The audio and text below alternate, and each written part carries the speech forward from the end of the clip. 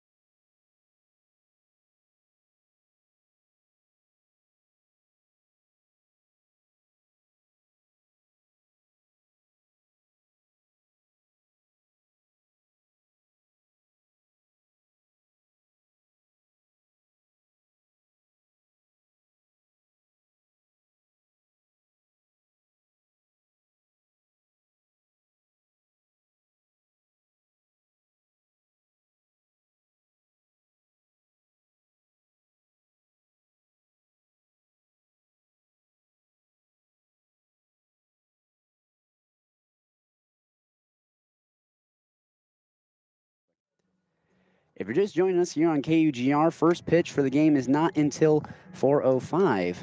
So we have a little bit of time before game time will start. We'll go on at around 3:45, 3:50 for pregame. So please stick around on this beautiful day here in Pullman.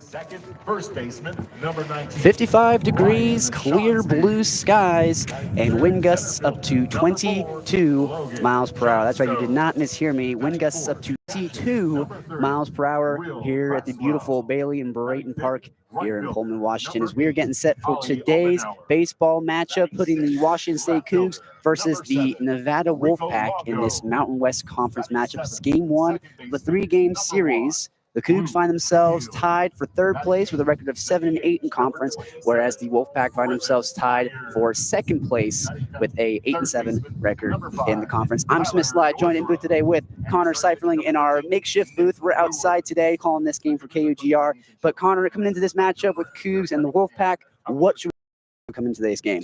Well, for the Wolfpack, it's going to be all about power hitting. This team is second in the conference in homers. They have 52 homers overall.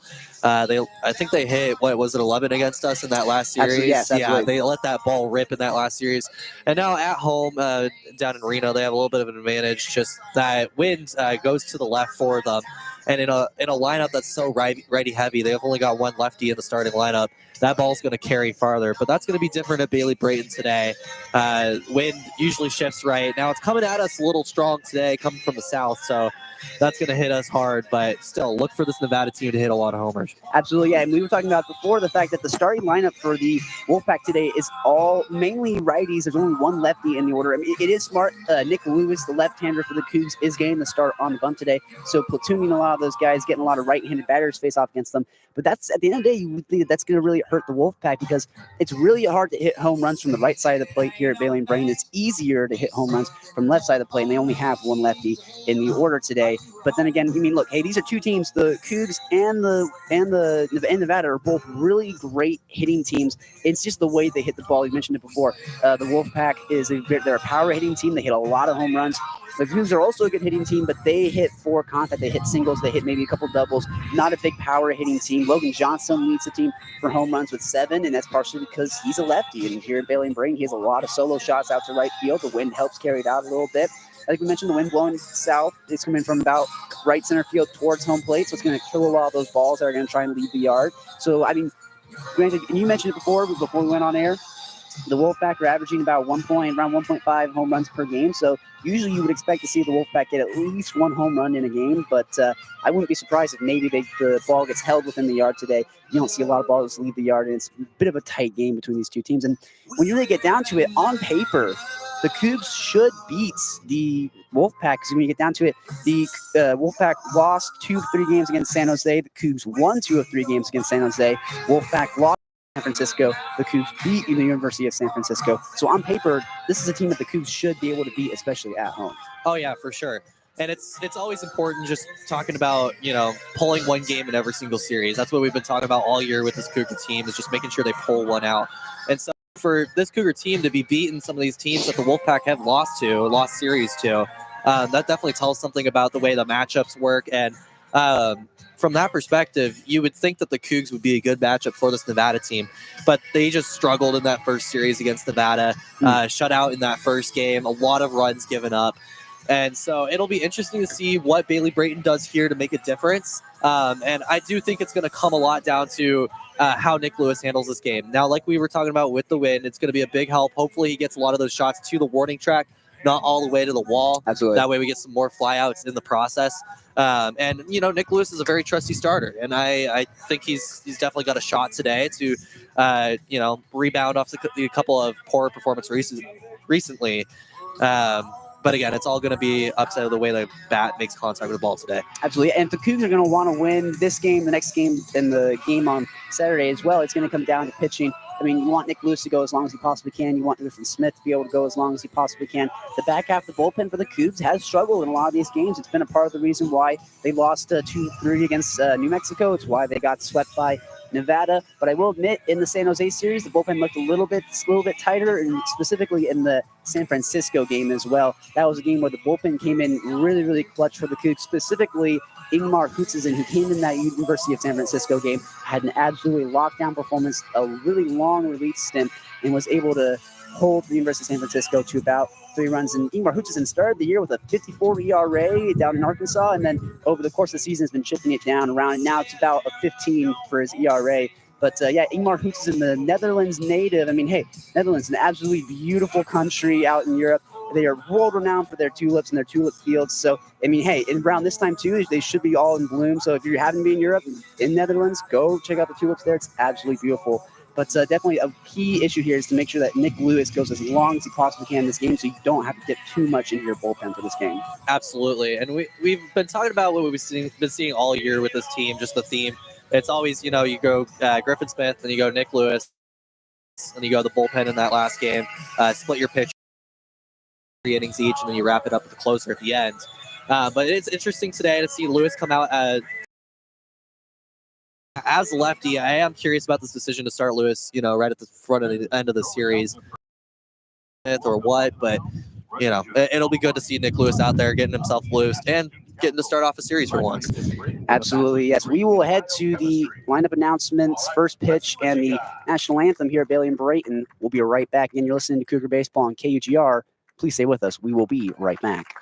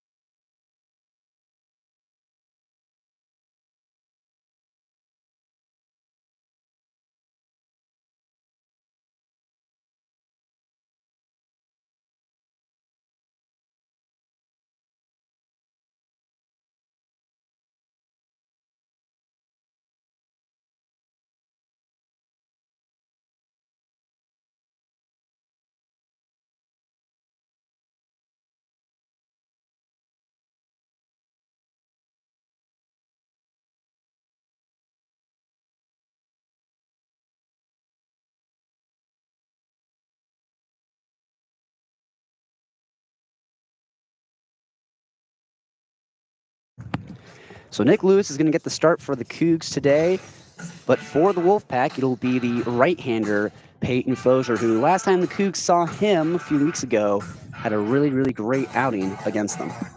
Yeah, in that Nevada series, he started out the Nevada series very strong. That was a 10-0 shutout. So obviously great job by the offense there, but it all came down to Peyton Fosier. The senior, I mean, he was just excellent. 7 innings, 3 hits, no earned runs, 9 strikeouts. He was waving batters left and right. And so that's going to be important for the Cougs to watch out for, is, trying to get contact on this guy, a guy who's got a great fastball and who just, I mean, he's one of the better pitchers in the Mountain West Conference. I want to say he's about 12th in the conference in ERA. One of the probably first, second best pitcher on this team. And so for the Cougs, this is going to be an important matchup to watch for. Oh, yeah, absolutely. And you got to remember, too, the fact that the Cougs, this is their first year in the Mountain West, and that was also their very first game against the Wolfpack. So they've never seen Peyton Fosier before. They don't have a lot of information on him in terms of being what he's got, how they can go about facing him. And so now, considering this is the second time they're going to be facing Fosier, they have a little bit more of an understanding of him. Again, first year in the Mountain West, first time they're playing these Mountain West opponents. Now they've seen Fosier in that very first matchup against them. This is their fourth matchup against them. And if you're the Cougs hitters you face against Peyton Fosier, I mean, right now in this game, you're just hoping to hand him a bouquet of black roses and ruin his day today and get him out early. Yeah, absolutely. And I mean, the way this first series went, it was a Nevada series sweep. The Cougs only put up 5 runs between 3 games. Not an impressive hitting performance.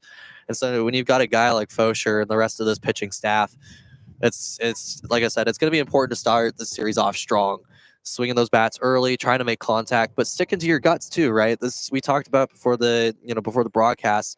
This team is definitely a small ball team with the way the Cougs play. And there's a reason they are second in the Mountain West in batting average, up there, 315, 303 range. Yes. And so, and it's largely coming, even without those home runs, it's largely coming left and right. Focus on sticking on what you're good at, getting some of those sack bunts in. And so if they can stick to their guns and play the game that they like to play, I think they have a chance to get some good offensive action off of Fosier. Absolutely, yeah. And you look to that New Mexico series. In that New Mexico series, except for the first game where they put up 9, the other 2 they put up double-digit runs. And I mean, granted, the game where they lost 24-14, it's a bit weird to see a game where a team puts up 14 runs and somehow still loses. But they were really well. They were getting a lot of hits, putting up a lot of runs. But then, of course, in that New Mexico series, it did come down to pitching. Pitching didn't really help them out here. But, I mean, if you're the Cougs, you got Nick Lewis going, and you have an opportunity to shut down a really, really hot hitting team in Nevada. So if you can hold their bats, get to their pitcher early, force them to dip into the bullpen, I think that this could be a great opportunity for the Cougs to pick up a first win of the series and set the tone right. And looking at the lineup for the Cougs, they have a lot of their best hitters in the lineup.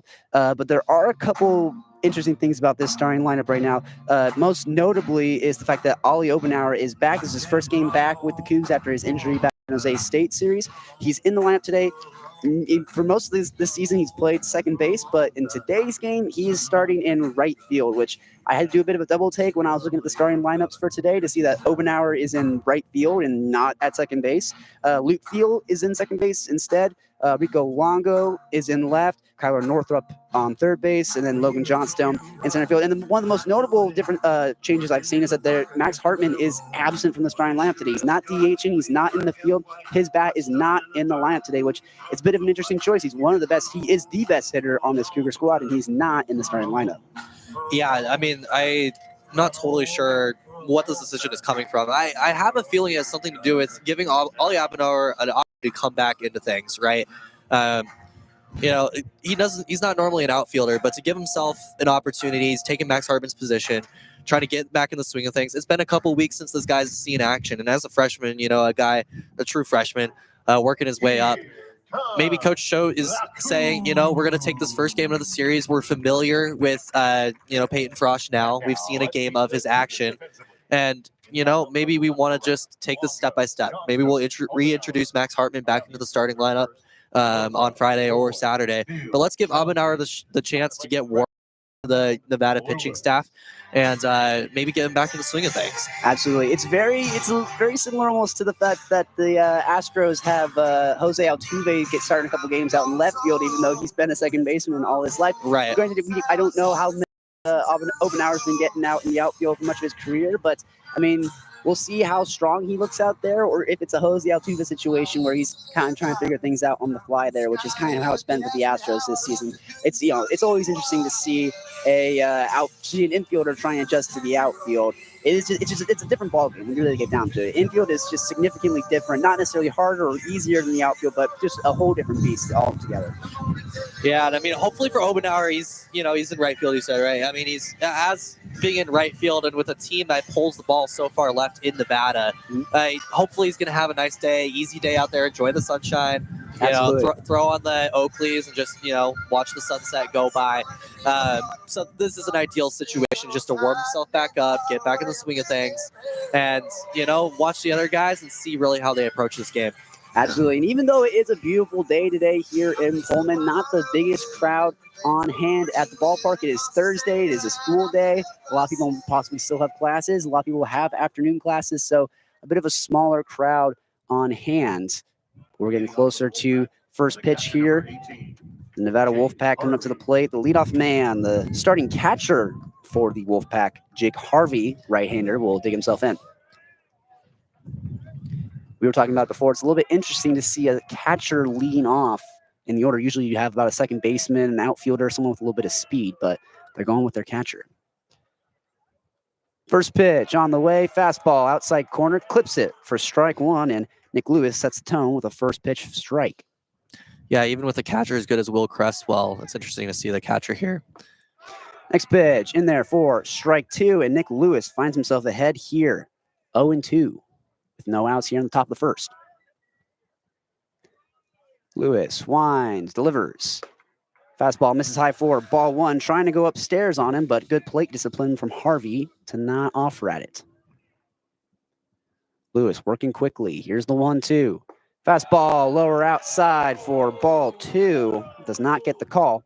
Evens it up, 2 balls and 2 strikes. Looks like he was trying to paint that lower corner there, but just didn't quite get the call. Working quickly again. Here's the 2-2 from the windup. Swung on, fouled off the netting. Almost drops into the Wolfpack dugout, and it keeps the count at 2 balls, 2 strikes. No outs here in the top of the first, so we are just underway. Harvey's got to work to stay alive here early in this game. Hopefully, get that first hit off of Lewis. Here's a 2-2. Swung on, fouled, straight back into the netting again. Jake Harvey just trying his hardest to battle and stay alive. It's an important job the leadoff batter serves to get on base and be able to set the tone for the ball game. Nick Lewis is trying to set the tone for the Cougs. So here's the 2-2 again. Swing and a miss. It's a leadoff strikeout for Nick Lewis to start off the ball game. It's 1 out here in the top of the first. Score still 0-0. Nick Lewis with the punch out. Yeah, that was a great pitch. Just got him swinging. The pitch just came in straight fast, and it was just a straight whiff there by Harvey. Couldn't quite get the contact that he wanted. Great start there by Nick Lewis. Lewis winds, fires, fastball, middle for strike one on Jun-Yuk Kwon. And in the 2-hole, the second baseman for the Wolfpack. He's another right-hander. Here's the 0-1. That ball misses low and in the dirt. Evens it up. 1 ball, 1 strike. Lewis gets his sign, working quickly, winds, delivers, low and inside for ball 2, and he falls behind on Kwon, 2-1. With 1 out here in the top of the first. Lewis working quickly again. Here's the pitch. Fastball outside, strike 2, taken all the way by Kwon, evens it up. 2 balls, 2 strikes, 1 out in this 0-0 ball game. Here's the 2-2.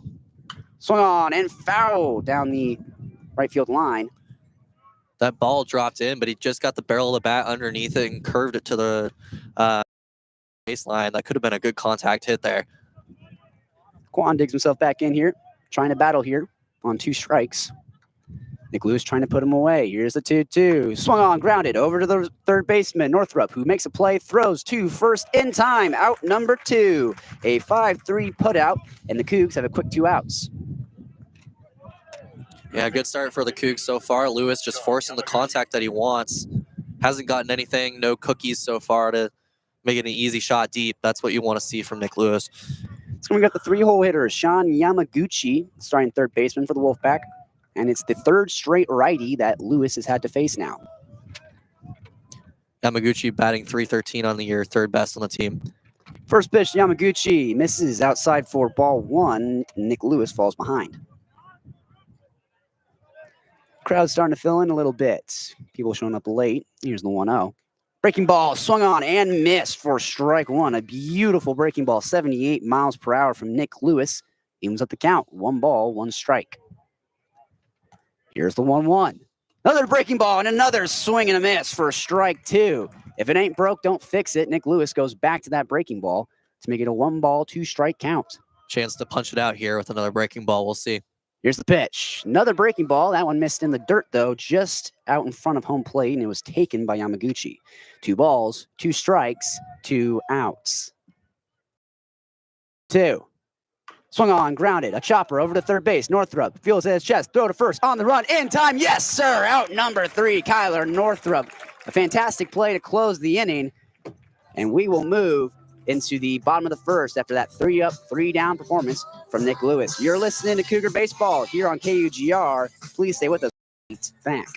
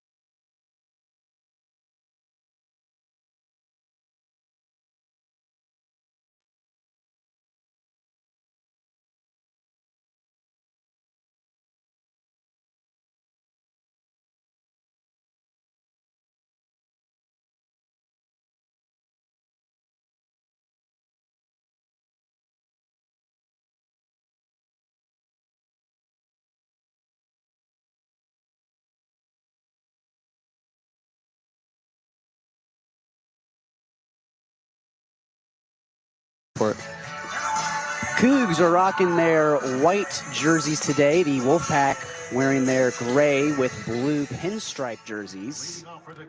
And we'll bring up Gavin Roy, starting shortstop for the Cougs. Leading it off here for the Cougs, the right-handed batter against the right-handed Peyton Fosher. Yeah, Roy batting .291 on the season. He's just been excellent. I think where he's stood out the most is defensively. He's got a great arm, great feel for the ball. But obviously batting leadoff, he's got an important job here, and he's an excellent hitter as well. This kid from Sudbury prepares for the first pitch from Fosher. Fosher lifts and delivers. Swung on and lifted back out of play. Off the rolling hills out here on the Palouse. Rolling hills out to right field. Go past those, you get to the Department of Agriculture of all the greenhouses here at Washington State University, where they grow all sorts, including chrysanthemums. Here's the 0-1 to Gavin Roy. Swung on and drilled into left field. Holder's got a beat on it. He'll make a play, and it's the first out of the inning. Peyton Fosher makes quick work of Gavin Roy, and it is a L7. First baseman, number 19. Roy got some good contact on that one, but, you know, like we were talking about earlier, that wind just can't quite get underneath it the same way we want it to.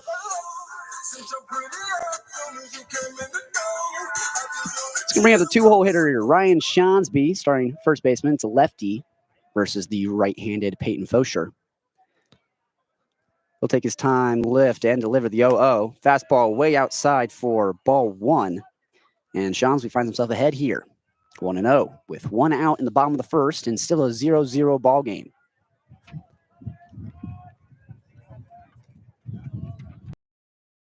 From Fosher. This is low and outside again for ball 2. And Peyton Fosher's got a really long delivery, takes his time, stepping back, lifting his leg, but when he finally does deliver, he's got a lot of quick movement on it. Pitcher, it's going to make it very difficult for these WSU batters to be ready. Here's the 2-0 to Schaumsby. Swung on and fouled. Back and into the parking lot. First strike on Schaumsby. It's a 2-1 count with 1 out. Still no runs here in the bottom of the first. Fosher gets his sign. Takes a breath. Slow step back. Lifts. Delivers. Fastball outside. Misses for ball 3. 90 per hour. And let me tell you, Peyton Fosher, a bit of a flamethrower on the mound. Yeah, Fosher's been topping it out all season about that 94, 95 range. That's something that these Cougar batters are definitely going to have to watch out for. Here's 3-1. Hitters count to Schaumsby. Here it is. Swung on, fouled. Off the ground, back into the screen. Fills up the count. 3 balls, 2 strikes, 1 out. Ryan Schaumsby trying to get some production here in the 2-hole. Fosher's going to be happy about that contact there. He's been needing Schaumsby to swing on something this whole at bat. He's just barely been missing outside on that heater of a fastball. Fosher takes a long breath, gets the sign. Steps back, lifts, and fires. Swung on and lifted into right field. Shallow right field. The second baseman, Quan, will drift in, make the catch just off the cut of the grass for out number 2. And the first 2 batters for the Cougs go down in order. Center fielder number 4, Logan Johnstone. It's going to bring up number 4, Logan Johnstone, batting the 3-hole today. He's getting the start in center field. Again, a bit of an interesting outfield alignment for the Cougs. Obenauer in right, Johnstone in center, and Rico Longo in left. And then, of course, no Max Hartman to be found. Yeah, Johnston's going to have to pick up that slack for Max Hartman, arguably the second best, if not the best hitter on this team. First pitch to Johnstone, misses low and in the dirt at 94 miles per hour for ball 1. Johnstone, a power hitter. He's a left-handed batter going against the right-handed Fosher with an opportunity to pull one out of the yard. Here's the 1-0. Breaking ball over the heart of the plate for strike 1. It's interesting to say it's a breaking ball. It's coming in at 86 miles per hour. For some of the pitchers on the Cougar squad, that would be their fastball. Yeah, we saw that with Nick Lewis in that first, on top of the first. Here's the 1-1 to Johnstone. Inside. Clips it for strike 2, taken all the way. And Johnstone falls behind. 1 ball, 2 strikes, 2 outs. Fosher kind of finally got a call he liked there. He loves those insides of the batter box right there with those fastballs. The 1-2 to Johnstone. Fosher taking his time. Here's the pitch. Breaking ball. Low in the dirt for ball 2. Good take. Good plate discipline by Logan Johnstone not to go chasing after that 2-strike slider. Well, that's something you can depend on for a guy that hits 369 on the year. WSU has 3 of the top 7 batters in terms of batting average in this conference. So good plate discipline team here with the Cougs. 2 balls, 2 strikes, and 2 outs. Here's the offering from Fosher. Misses low and outside for ball 3. He had a velo grunt on that one, trying to get everything behind it, but sacrificed control in favor of speed on that one. I was going to say, noticeable. Sounded like a tennis grunt in a way, just smacking the heck out of that forehand. Full count now for Logan Johnstone with 2 outs. Can you get some production? Here is the 3-2 from Fosher. Swung on, grounded over to the second baseman, Quan, who fields, throws to first to get the out, and it's back-to-back putouts for Quan to end the inning, a 4-3 putout. And we'll move into the top of the second, see if Nick Lewis can't keep his pace going and retire the next 3 batters. You're listening to Cougar Baseball here on KUGR. Back.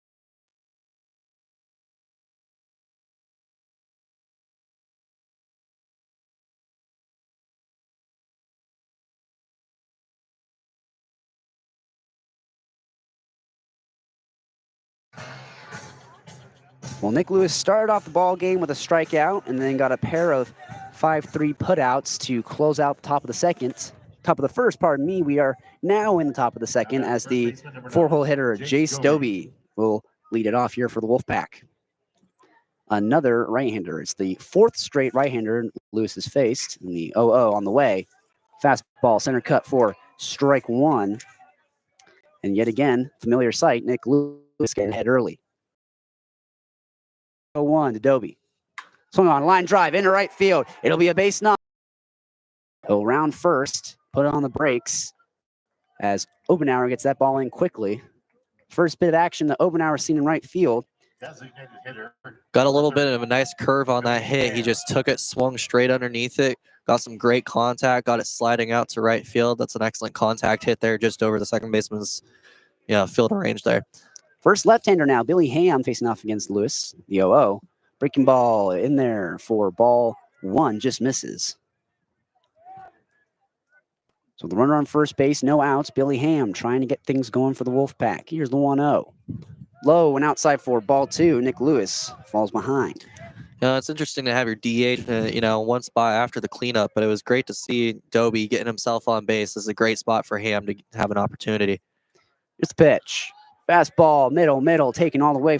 Strike 1 is a hitter's count now for Billy Ham. 2 balls, 1 strike, no outs. See if he can't move Doby around the bases. Here's a 2-1. Pickoff attempt over to first base. Not in time. Just checking on Doby over there. Ham hits .352 on the season, best on this Wolfpack roster. Yeah, if he can get some action here against Nick Lewis, they might get some offensive momentum going early. 2-1 to Ham. Swung on, ground ball, chopper over to Luke Field, who flips to second base. In time to get the out. There will be no throw to first as the runner, Doby, collided slightly with Gavin Roy. But it's out number 1 with a runner on first base as Ham reached on a fielder's choice. Jackson Waller.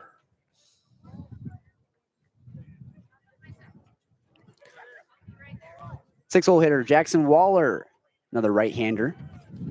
Billy Ham was a left-hander, got a bit jammed on that one, and now Nick Lewis is going to go back to facing righties with Waller, the right fielder. Here's the 0-0. Swing and a miss, a breaking ball, 77 miles, completely fooled him. That thing floated excellently over that top of the plate. I would have whiffed at that thing too if I were Waller. He's crafty. Here's the 0-1. Scoring to bunt, fouls it off, down off the pads of Will Cresswell, and now Waller's behind 0-2. Bit of an interesting strategy there. You're swinging first pitch and then decide to square to bunt on the second one and end up fouling it off to put yourself in an 0-2 count. Yeah, now he's working from behind, no bunt opportunity the rest of the way. It's going to be an interesting at-bat for the rest of the way for Waller. Pickoff attempt from Nick Lewis. Not in time. Just trying to keep Ham honest over there at first base. Yeah, Lewis wasn't rushing to get that throw off. He was just, like you said, just checking in. 0-0 ball game here in the top of the second. Lewis comes set from the stretch. Here's the 0-2 to Waller. Swung on, grounded over to Gavin Roy, who fields. Throw to second base for Field. Gets the out. Throw to first in time. Yes, sir. 6-4-3 to end the inning. And Nick Lewis gets himself out of a jam. We'll move into the bottom of the second and see if the Cougs can't muster some run support. You're listening to Cougar Baseball here on KUGR. I'm Smith Slye, joined with Connor Seuferling. Please stay with us. We'll be right back.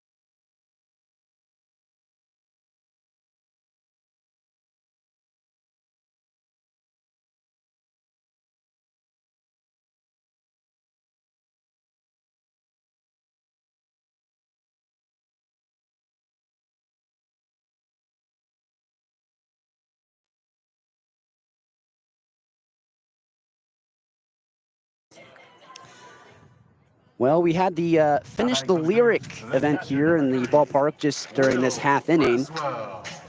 Finn was able to finish the lyrics. And it reminded me that Brayton Chapman the other day at a San Jose game was picked to do the Finish the Lyric challenge, and he did get it. Of course, he was given a bit of a softball. The song he had to do was Life is a Highway, so I don't think it's long for him to be able to finish the lyrics on. But he is in attendance today. He's down in his normal seats wearing a pink button-up shirt as Will Cresswell digs himself into the box. And here's the 0-0. First pitch, swinging, lifted, high. Is it going to be able to stay inside the park? No, just goes out of play, bouncing almost back towards us. And almost hit a fan who was not paying attention. Will Cresswell behind 0. Too far off from us, but I don't blame him, but sometimes you just got. Absolutely. You got to keep your head up here if you're watching a baseball game. Yeah, especially Cougar baseball. A lot of fighting at bats here. So Nick Lewis was able to force a 6-4-3 putout back in the top of the second to be able to get it to the bottom of the second now for the Cougs. So Cresswell takes himself back in. Ready for the 0-1. Peyton Foch. His slow delivery. Here it is. Swung on and fouled off. Back behind for strike 2. And now it's back-to-back foul balls for Will Cresswell, and he's behind 0-2, leading off here in the bottom of the second. Yeah, we're talking about how Jake Harvey's an interesting spot to have a catcher, but Will Cresswell in the perfect spot at cleanup. One of the better hitting catchers in this conference. Great to see him in the spot continuing all season. The 0-2, top shelf, swung and missed. Will Cresswell goes down swinging. The first strikeout for Peyton Foch, and he sets the tone for the bottom of the second. Number 8, Ollie Obenauer. It's going to bring up Ollie Obenauer, getting the start in right field today. This first game back since his hamstring injury back in the San Jose State series. So let's see if he can't bounce back here. He was one of the best hitters when he was in the lineup back before his injury. We'll see if he can't keep pace. One out here in the bottom of the second. Foch, a slow delivery. Here's the 0-0. Fastball high for ball 1. Good take by Ollie Obenauer. 94-mile-per-hour fastball. Yeah, seeing 94, 95s consistently is going to be an interesting challenge for Obenauer to start off after missing a couple weeks. So we'll see how he handles this thing. But don't put it past this kid to fight through it. The 1-0. Swung on, fouled. Off the plate, off the glove of Harvey for strike 1. Breaking ball. Just able to get a piece of it. Yeah, that was a nice swing. I like how aggressive he came at it. You know, if he really wants to take action at those slower balls and if he knows where they're coming, I like Obenauer swinging early. So 1 ball, 1 strike, 1 out, 1 hit for the Wolfpack. Foch lifts, delivers. Swing and a miss. Fastball high and tight, 93 for strike 2. And Obenauer finds himself in a 2-strike count. Pounds his chest. He'll dig himself back in. Trying to stay alive here with 1 out. Foch trying to close the book on Obenauer. Here's the 1-2. Fastball, center cut, taken all the way for strike 3. It's back-to-back strikeouts for Peyton Foch. And Will Cresswell and Ollie Obenauer just couldn't handle the heat. Man, we're just seeing some senior magic out of this guy. Can't say I watched him in person. What he did in that first game against the Cougs a while back. It's great to see him come out like this, heating up super early, and yeah, he just took advantage of Obenauer's lack of experience. First pitch to Rico Longo. This is low and outside for ball 1. Rico Longo getting the start in left field today. He's a bit of a utility man. He's played in the outfield. He's played at second base. He's a bat that the Cougars cannot afford to not have in their lineup. The 1-0 now to Rico. Lifts and delivers. Squaring to bunt, pulls it back on the center cut fastball for strike 1. And if you're looking to bunt a pitch, I don't think you could have gotten a better pitch than that. Yeah, just couldn't quite get the positioning he wants. These things come in so fast, you know, regardless if it's breaking ball or not. These pitches still come in so fast, and he's got great, you know, command of the ball. The 1-0 pitch. Curveball misses outside, 80 miles per hour. A bit more of a slider, I should say. It's coming about 80 miles per hour, but makes a 2-1 count for Rico Longo with 2 outs and nobody on. Still no hits for the Cougars. Foch steps back, lifts, delivers. Breaking ball it started high and ended up over the heart of the plate for strike 2, and it evens it up. 2 balls, 2 strikes, 2 outs. Rico Longo batting .257 coming into this one. Fosher, long hold. Lifts. The 2-2. Low and inside for ball 3. It fills it up. 3 balls and 2 strikes with 2 outs in this 0-0 ball game here in the bottom of the second. Like you said, he loves to take some time with that delivery. I think it really allows him to set himself and see where he really wants to get that pitch off. That makes it really difficult for batters to tell where that pitch is going. The 3-2 from Fosher. Here it is. Low and outside ball 4. He lets Rico Longo slip away from him. It's his first walk given up by Fosher, and the Cougs have a 2-out base runner. Second baseman, number 1, Luke Field. That was some great plate discipline there by Rico Longo. At bat, even though he fell behind early, faced some really difficult fastballs and some really crafty breaking balls as well. So Luke Field digs himself in with Rico Longo over at first base. With 2 outs, let's see if he can't get some 2-out run production. First pitch from Fosher. Swing and a miss on the breaking ball, 83. Luke Field was expecting the fastball, but looked a little shocked when he got the slider. Field digs himself back in. Fosher, first time he's had to come from the stretch now. Here's the 0-1. Swung on and lifted into right field, drifting, foul, and into the Nevada bullpen. Makes a 2-strike count now for Luke Field with 2 outs. Needs to battle, needs to stay alive. Definitely see him swinging on this next pitch. I don't know what's going to come at him, but whether it's a breaking ball or a fastball, you got to keep yourself alive because Fosher's not going to hold back. Absolutely. 0-2 count for Luke Field. Fosher from the stretch. Here's the pitch. Breaking ball misses high for ball 1. Good plate discipline. Luke Field can be really easy with 2 strikes to try and go after that top shelf breaking ball. Yeah, that would have been a swingable pitch, but the way it came in last second, he noticed how it was breaking up. Great, like you said, great plate discipline. 1-2 count with 2 outs. 0-0 ball game. Here's the 1-2. Another fastball high, 93 for ball 2. Evens it up. 2 balls, 2 strikes, 2 outs. Luke Field pounding his chest. 2-strike approach for the Cougs. They've been great with 2 strikes all year.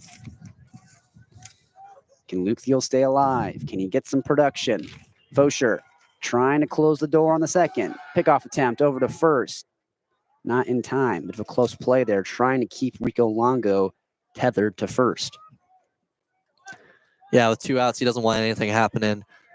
Any runners going, catching him off guard. 2-2 count for Luke Field. Fosher, long hold, lifts, delivers. Swung on, ground ball over to Quan at second base. Fields turns, throws to first base in time for the 4-3 putouts. And that'll do it for the bottom of the second. The Cougs unable to scrape any across. And we will move into the top of the third. You're listening to Cougar Baseball. I'm Smith Slye. I'm Connor Seuferling. We will be right back.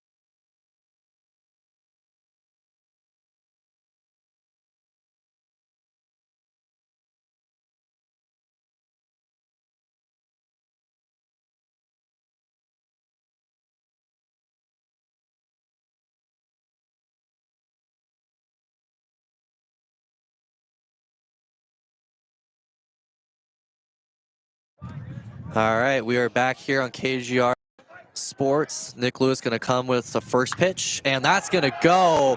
Line drive to left field. Michael Ball rounds the bases. He's going to go to second, taking a while at the end of the wall, and he's going to hold at second.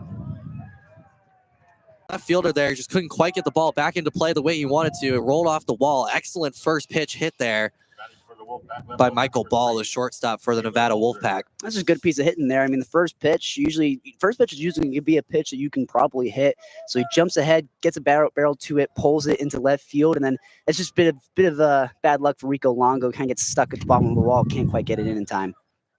Next up, we're going to have the left fielder, Taylor Holder. So Nick Lewis comes in with the 0-0 pitch. That's going to be outside.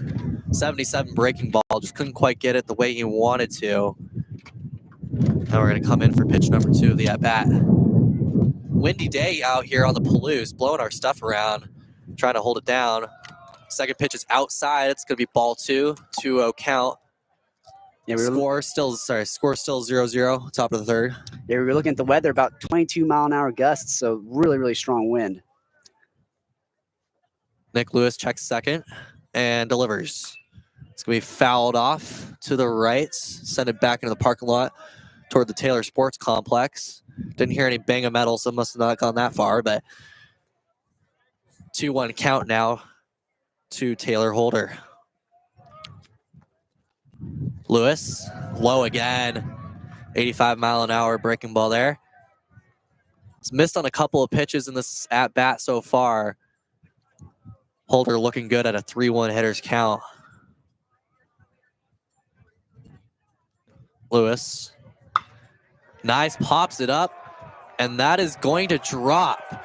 And we're going to get a run scored as it's cut off by Lewis.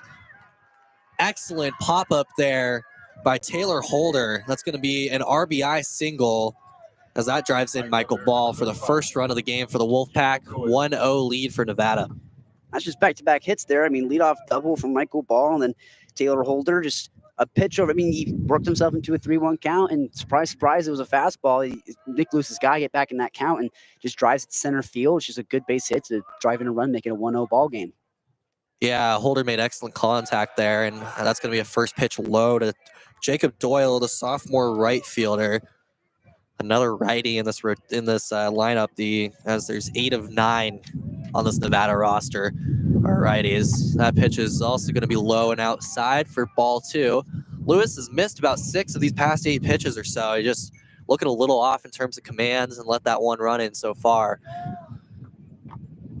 Doyle gets ready. And that's going to go to the shortstop. Double play, turn. Excellent job. Way to get the 1-2 punch there. That's going to be 2 outs now on the double play. Connecting to second base, then connecting to first. No better way to bounce back. I mean, he set himself up for an RBI, and then you got a runner on first base. So, like we always say in baseball, if you're in a bit of a jam, just try and get a ground ball. And that's what Nick Lewis did. He got a ground ball, and it worked out for him. Now we're back to the top of the order with Jake Harvey. That's going to be way outside. 87-mile-an-hour pitch from Nick Lewis. Lewis caught a break on that last one, getting nice ground ball contact, just like you said. Working himself back into this game. Gives a nice little pitch there. It's going to be popped, and he's not going to get there. Longo having to field it back at the wall again, and that's going to be another double for this Nevada Wolfpack team.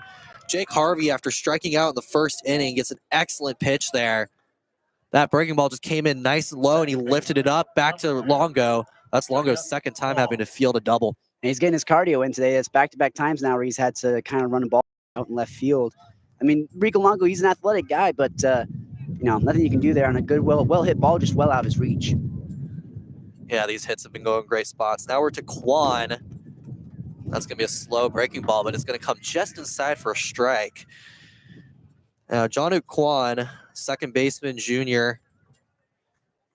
5-3 in the first inning on a basic ground out. Going to look to himself here, and that looks like it's going to be another one. Gavin Roy makes an excellent throw. It's going to be picked up at first, and that is going to be the third out of the inning.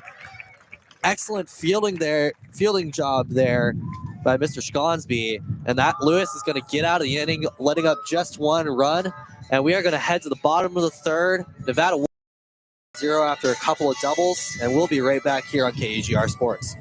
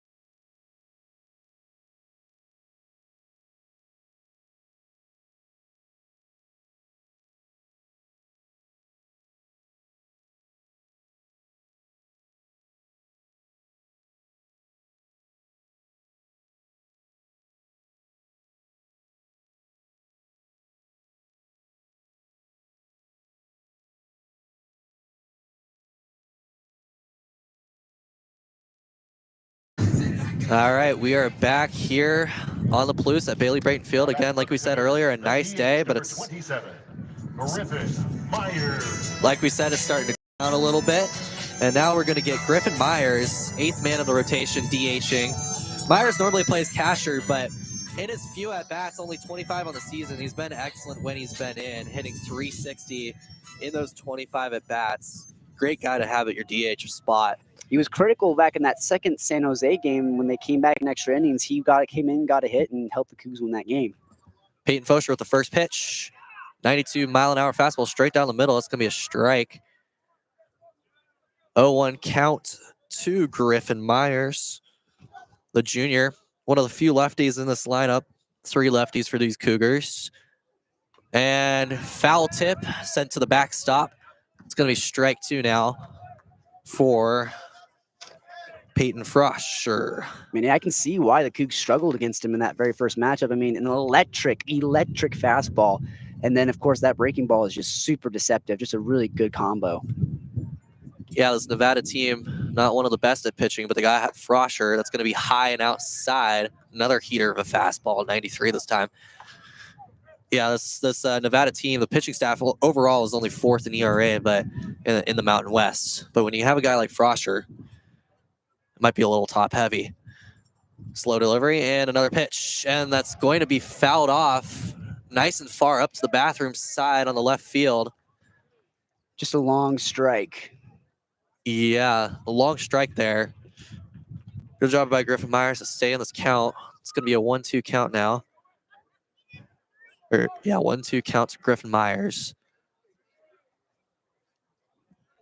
And 1-2 pitch.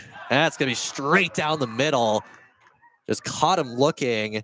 Excellent work there by Peyton Fosher. Baseman number 5, Tyler Northrup. That's the second batter now that he's just frozen with that fastball. I mean, it's really hard when you're seeing the fastball and you know he can always go to that breaking ball, and then when he just blows that fastball past you, there's just nothing you can do about it. And that at bat, and that just did the trick that time. But he's got both available. That's going to be just sneaking inside for strike number 1 to Kyler Northrup at the bottom of the rotation, the freshman third baseman. Got a nice tall stance there. Gonna look to make some magic happen. That's gonna be strike number 2, 79-mile-an-hour breaking ball. Straight down the middle once again. He's catching these Cougars looking. And that pitch just starts like their ribs and just ends up over the heart of the plate. Excellent spotting there. And that's going to be 0-2 pitch. It's going to be a nice little pop-up to the second baseman. And that's going to be this out number 2. Just can't get quite what they want here. we're in a little bit of a lull offensively. Yeah, Northrop got a little jam there, kind of in on his hands, trying to fight it off and just hit a little bit of a flare right to Quan. A little easy play for him to make there. I mean, you see a lot of guys like Julio Rodriguez. He's really good at when he on pitches that he should get jammed on, he somehow gets the barrel around to it and shoots the oppo, which is not what you normally expect out of that. But Kyle Northrop just not able to get that into right field. Yeah, like you said, another tough pitch to handle. It's just the way it was positioned. That's going to be another strike. This time back to number 6, Gavin Roy. All right, shortstop back at the top of the order. 0-1 count. And bunt opportunity. Run foul to the third base side. Gavin Roy thought he had an excellent shot there, but just couldn't quite square it off the way he wanted to. If there was a guy who can get a bunt single, it would be Gavin Roy. A lot of speed. There have been a lot of hits that he's had where they should have been singles, and he just somehow finds a way to stretch them out into doubles. Really quick, heads-up ball player. So, I mean, if you want, he's the kind of guy you want to be able to lay down a bunt and get himself a bunt single, but obviously not now. He's got an 0-2 count, so probably going to be swinging. Yeah, this is why you have a guy like Gavin Roy at the top of the order. You want to get some speed on the bases, get him around, and you hope that one of Shkon's magic happen, really get some nice contact hits and round him around the bases. But we got the 0-2 pitch, and he's going to go swinging. And the catcher is going to send it to first to confirm the outs. That is 3 down for Peyton Froscher. An excellent inning. Outs. Now we are going to head to the bottom of the third. You are listening to KUGR Radio.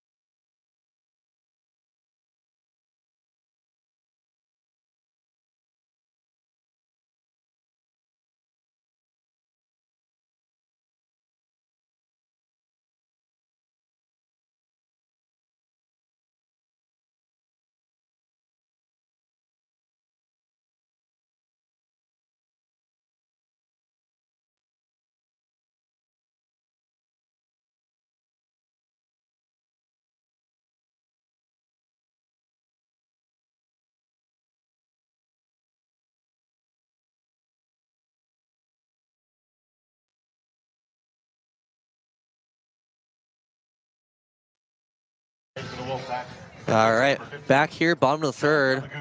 Wolfpack up 1-0. Sean Yamaguchi is going to come up for the Nevada Wolfpack.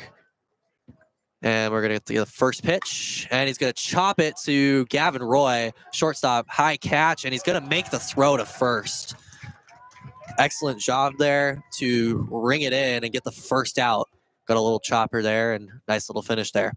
That's definitely got his heart pumping a little bit. That like you said, chopping the ground ball, but on the hop that he played it on, it almost bounced over his head. I mean, not to knock him, but Gavin Roy, not the tallest member of this Cougar squad, so he had to kind of reach up a little bit and snag it down.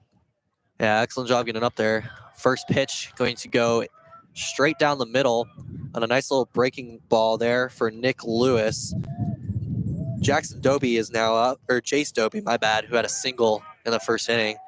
That's going to be ball 1 and a 1-1 count here to Doby.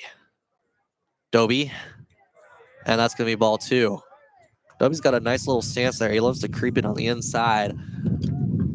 Stays down nice and low to start his at-bat early, kicks that left leg out, gets some contact, chops that one to the first base foul line. That's going to be a 2-2 count.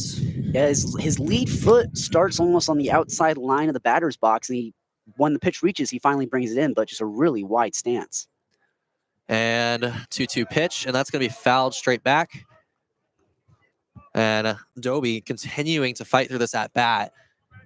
This could end up being a long one with the way it's going so far. Again, 2-2 count to Doby. Doby, ground ball to second base. And that's going to be an easy out.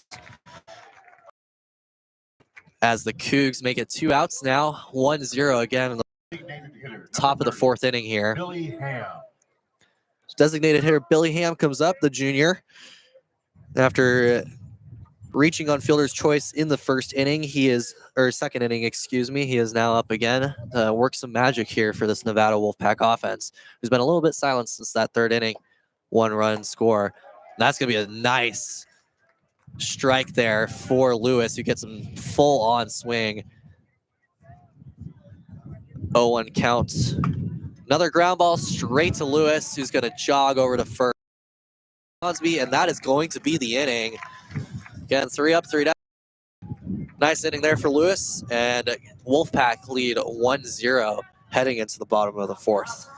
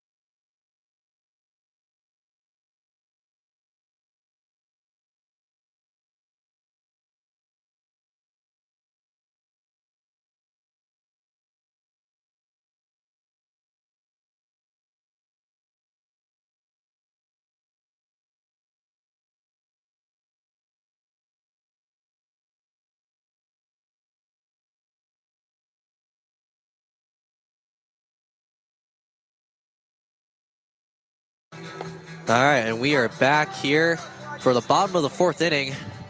Again, like I said earlier, Nevada up 1-0, 4 hits to none. The Cougars haven't seen much offensive action yet, if any at all. And we are going to bring up the first baseman, number 19, Ryan Shawnsby, who popped out in the 1st inning, but trying to turn things around a little bit. And yeah, Exactly. the Nevada, they've got 4 hits so far, but they've only scraped across 1. The defense for the Cougs has done a pretty good job of shutting down some of those opportunities. yeah, they've had some hard hits, but again, Gavin Roy in that past inning was just doing an excellent job fielding the ball. As the first pitch, a 79-mile-an-hour breaking ball, sneaks just inside to get the first strike for Fosher. Fosher's had an excellent start so far, letting up no runs, getting a few strikeouts.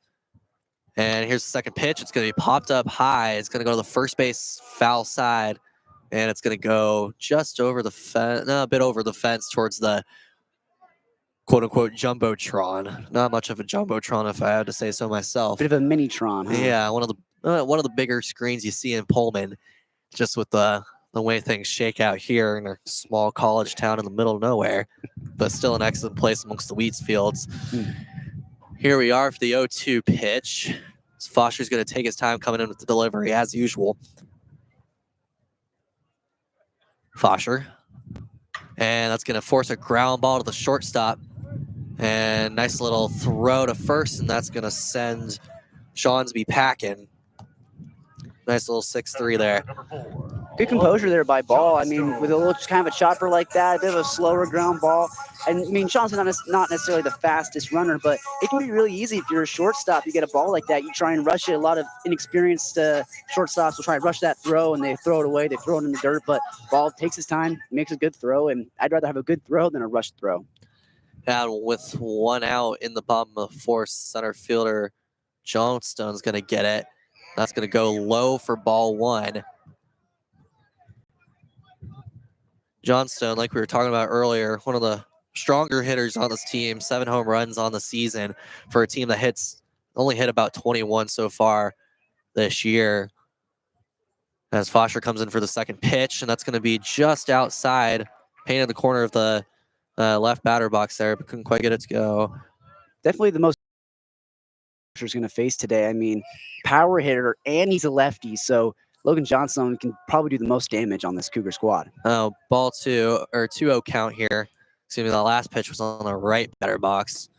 And that's going to sneak inside for a nice little strike there. Excellent fastball, low and to the corner. It's going to be a 2-1 count now. Still hitters count to Johnstone.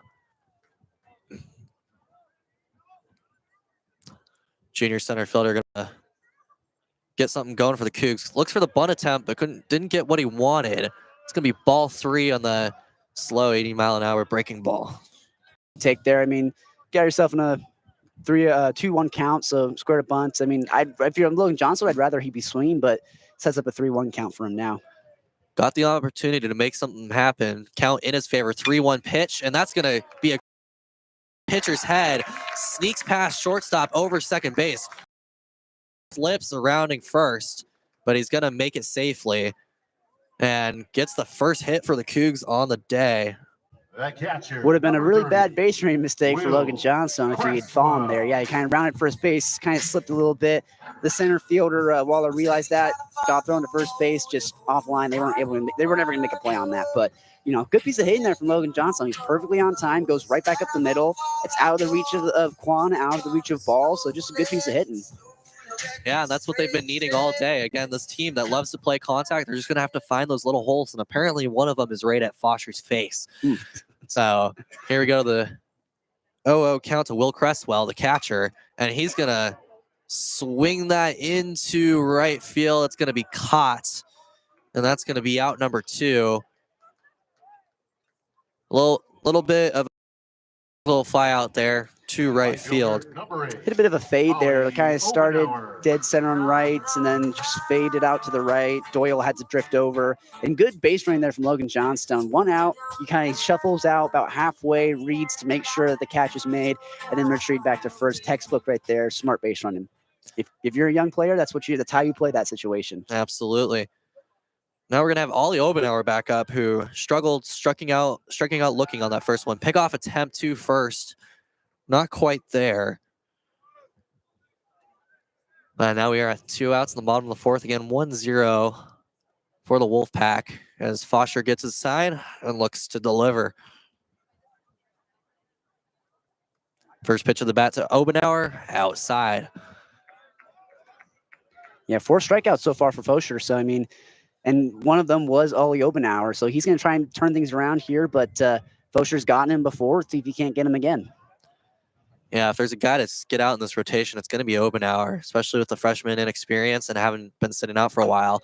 Obenauer pulls it to the third baseman, and that's going to be out at second as the sliding Johnstone gets out, and that is going to end the inning. 3 out, and the Wolfpack will continue to lead 1-0 as the Cougs leave 1 man on base. And we are going to head to the top of the 5th as the Wolfpack continue to lead.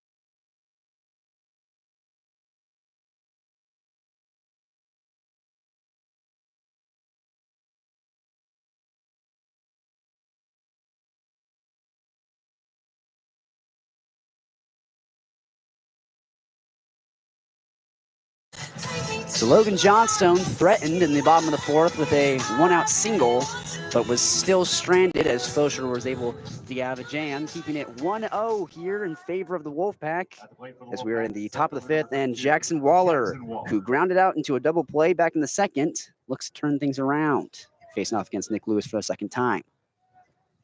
Lewis winds and fires the 0-0. Low inside 4. Ball 1. Waller gets ahead. Left-handed pitcher, right-handed batter. Here's the 1-0. Breaking ball drilled into center field. Johnstone coming in, can't make a catch off of one hop. It'll be a single for Waller on a ball that was absolutely drilled into center field. And the Wolfpack have a leadoff base runner here in the top of the 5th. Johnstone just looked a little uncomfortable coming in on that ball. Looked like he was about ready to get ready for that dive, and then just slowed himself up, not wanting to probably take an injury or anything like that. But yeah, excellent drill, great spot, just gets enough of a drop to get a base hit. Shortstop Michael Ball, he doubled back in the 3rd. Up to bat now for the Wolfpack with the runner on. Lewis, long hold, pickoff attempt. That lefty pickoff attempt, deceiving a lot of people here in the crowd. We'll see if Michael Ball can't go 2 for 2. He's 1 for 1 so far. Base hit here would bring the runner on first round. Another pickoff attempt, also not in time. Nick Lewis has been a bit wary today of guys on base, and I mean, that's not abnormal, but with the way this Nevada team can really punch runs in at any time, getting any outs you can at any time works well. First pitch to Ball, misses high and outside for ball 1, and yet again, Nick Lewis falls behind for the 2nd straight batter. Waller on first, ball at the plate, 1-0 ball game. Here's the pitch, swung on and missed. A slider almost at his knee. Ball couldn't connect on it, and it's strike 1. He took a big swing at that thing. I mean, it looked like he was about ready to crank it, but excellent pitching choice, getting a nice low. 3rd pickoff attempt over to Waller. And safely. We've mentioned it before on a lot of different broadcasts here for KU. No pickoff limits in college. Here's the pitch. Runner takes off. Swung on, grounded. Over to Gavin Roy. Can't make a play at second. Throws to first. In time. Yes, it is. For out number 1. But Waller breaks up the double play by stealing second base. Left fielder number 3. And there's 1 out here in the top of the 5th. Yeah, nice little strategic move there. Get your speed. Take advantage of that. Just send it when the pitch is going. And I think either way, you probably would have made it to the second base. Brings up another right-hander, Taylor Holder, left fielder. With a runner on second, with only 1 out, will score him. Nick Lewis checking to second. Here's the pitch. Swing and a miss. Breaking ball in the dirt for strike 1. That slider has been absolutely electric to righties so far. Yeah, when he, takes a pitch, it can be a really dangerous one. And, hopefully the more you can mix him, the lack of a really heater of a fastball. The 0-1 lifted into right field. Obenauer is going to be drifting back over his shoulder. Can he make the catch? No, it's going to bounce off the wall. The runner is going to be waved in from third. He's going to score. The runner's going to round second into third. Are they giving him the wave? No, he's going to slide into third. It's a triple for Taylor Holder, and his 2nd RBI of the night makes it a 2-0 ball game. Wolf leading after Taylor Holder putting the team on his back. Yeah, that was an excellent hit there. At first, I thought maybe it was just going to be a fly out to the warning track, even before the warning track. But that ball just kept carrying, and enough to get it over the head of Obenauer there. Sorry, and I said before this game, I really thought Obenauer. Is that going to be an out? So, ladies and gentlemen, while we were sitting here talking, Choate came out to confer with the umpires. Apparently, Waller never touched third base when he rounded to come home. The Cougs throw the ball over. They touch third base. He is out. The run will not score, and it is out number 2. And that's going to send us to a 1-0 ball game. That's a big break there for the Cougs. I mean, you just can't make a mistake like that when you're rounding third. Choate's still going to come out to the mounds, but you can't make a mistake like that. I mean, that was as simple of a, round on the bases if you can get. He had plenty of time to get home. Still made the mistake. Absolutely. So, yeah, Choate will come out to the mound here. That hit from Holder was, like you mentioned, a bit of a towering fly ball, but the wind is kind of blowing a little bit from left to right, so it blew that ball out of the reach of Obenauer. You just couldn't quite get to it, and it kind of careened off the wall. And Holder kind of knew right away that ball was going to get down, so he was hustling out of the box, hustling around first, hustling around second, and into third.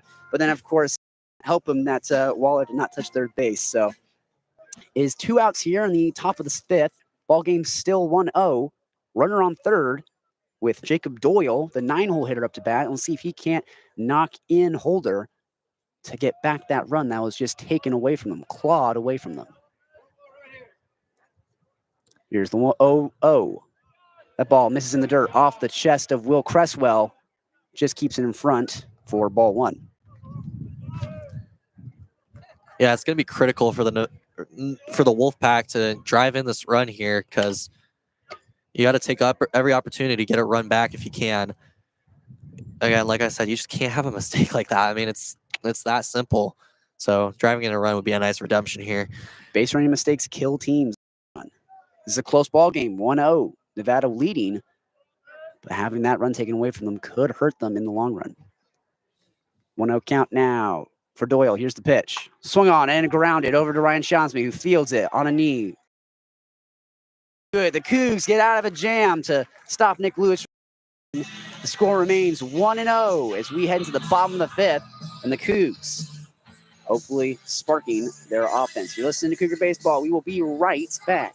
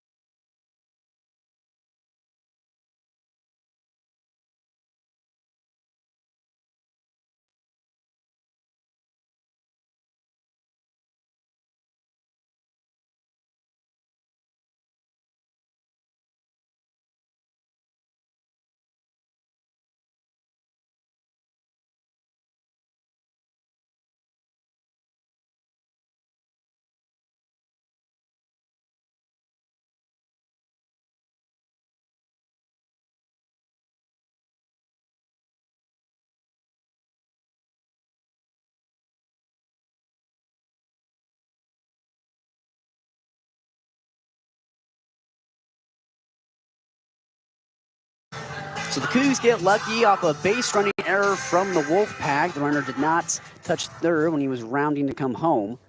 Nathan Cho caught it. We're able to go and tag first with the ball to get out of the inning and stop the Wolfpack from putting on any more runs. It's still a 1-0 ball game here in the bottom of the 5th, with Rico Longo coming to the plate with an opportunity to turn this game on for the Cougs.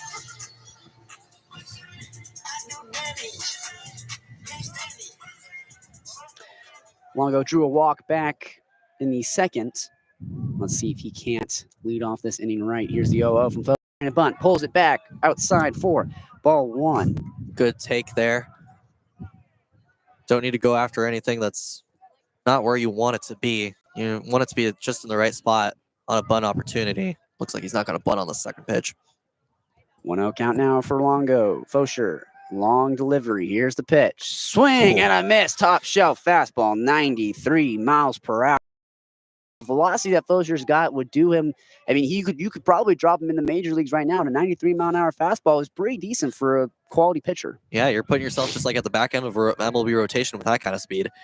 Here's the 1-1 to Rico Longo, scoring a bunt. He'll get it down out in front of home plate. Fosher will play it himself. Throw to first base in time. No, it gets past the first baseman. Rico Longo is going into second base. The right fielder, Doyle, will get it in. He'll hold at second base, but Rico Longo turns a bunt base hit into a double, and the Cougs have a runner parked on second with no outs here in the bottom of the 5th.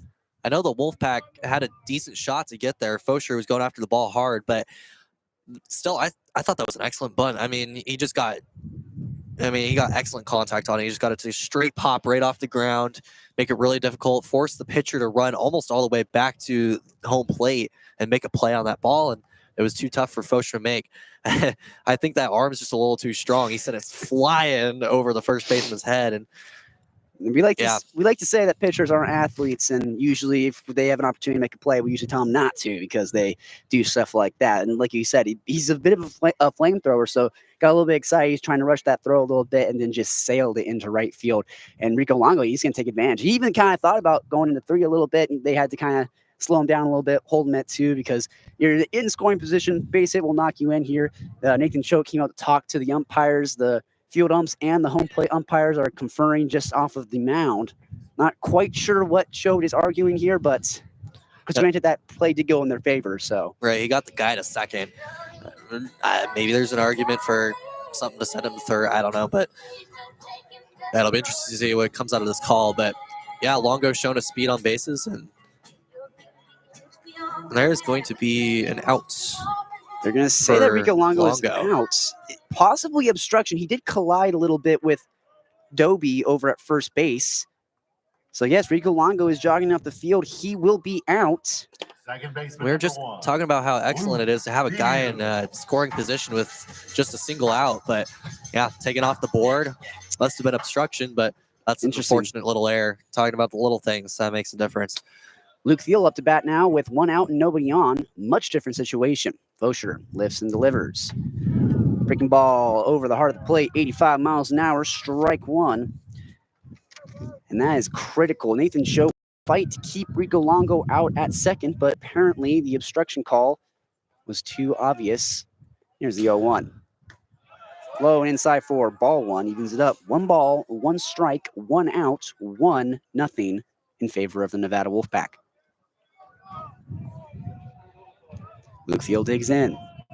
Fosher, his long delivery. Here's the 1-1.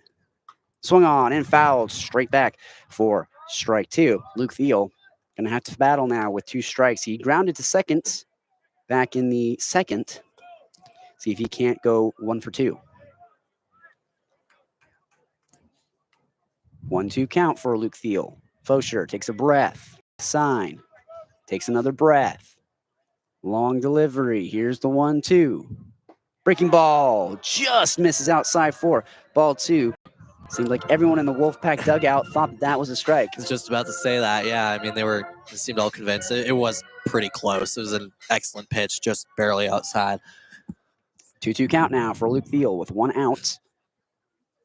Wolfpack leading 1-0. Fosher delivers. Inside, ball 3, fills it up. 3 balls, 2 strikes. Luke Thiel trying to battle here. Excellent take. On a pitcher like have to focus on staying ahead of the count. This guy is going to put you down. Full count for Luke Thiel. The pitch. Swung on, grounded, up the middle, out of the reach of the off his glove. Luke Thiel checks in with a single. And the Cougs have a 1-out base runner and a lifeline here in the bottom of the 5th. The DH, number 27, Griffin Myers. Excellent hit there for Luke Thiel, just to get some action going. Again, same spot as that first hit, just straight up the middle. This time not as choppy, but still just hitting it hard. And they love leaving that gap open there. And maybe because they're not expecting it, but again, excellent work there by Luke Thiel. Good effort by Ball to try and make a play, just couldn't quite get to it in time. Griffin Myers digs in, the left-hander. Sees the 0-0. Swing and a miss, breaking ball, never connected on it. Makes an 0-1 count. Griffin Myers trying to knock Luke Thiel around. It's tough because this guy's got a great 1-2 combo between his, his off-speed pitches. It's just like you never know what's coming. 0-1 count now for Griffin. Looking for a pitch to hit, and he gets it, lifts it into left field. Holder drifts over to his left, makes the catch. Luke Thiel will retreat back into first, and there are 2 outs now for the Cougs with a runner on first base in the bottom of the 5th, still down 1-0 against the Wolfpack. Tyler Northrup.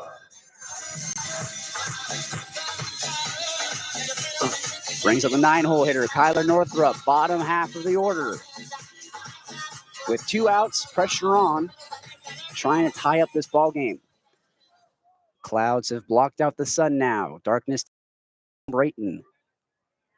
0-0 count for Northrup. Fosher from the stretch. Pickoff attempt over to first base, not in time. And let me tell you, Fosher, he's got a fast fastball to the plate and a really quick move over to first as well. Yeah, he's got a good eye, good feel, and good arm. That's a excellent combo to have as a pitcher, whether it's picking off or just pitching straight down the middle. Here's the 0-0 to Northrup. Swing and a miss. A breaking ball slowed him down. for strike one. Let me tell you, after you've been watching those 94, 95 mile an hour fastballs, the first pitch you see is 84, you're not going to ever be able to connect on it. Yeah, Foster's been keeping these Cougar batters on their toes, not knowing what to expect. Foster comes set. The 0-1. Here it is. Scoring and bunt. He'll get down the third base side. Third baseman Northrup will get throw. Throw to first base. Not in time. Northrup is safe at first base with a bunt single. And it's runners on first and second now for the Cougs. Excellent bunt there, just straight down the third base line. Again, when this team gets the bunts going, which doesn't always happen, but again, when they get the bunts going and they can string them together or really make the most of them in strategic situations, it really pays off. And as a team that, again, I mean, the ball, Bailey Brayton doesn't necessarily help, but small ball team who doesn't hit a lot of homers, this is the way you got to play. Now you got a runner in scoring position. Bunts can grind down as Gavin Roy steps in, and first pitch is low inside for ball one. He's got a runner in scoring position, 2 outs, and an opportunity to tie up this ball game. Cougs still down 1-0 against the Wolfpack.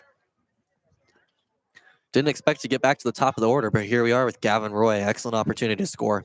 The 1-0 misses low and outside for ball 2, and Foster falls behind here, 2-0 against a dangerous leadoff batter.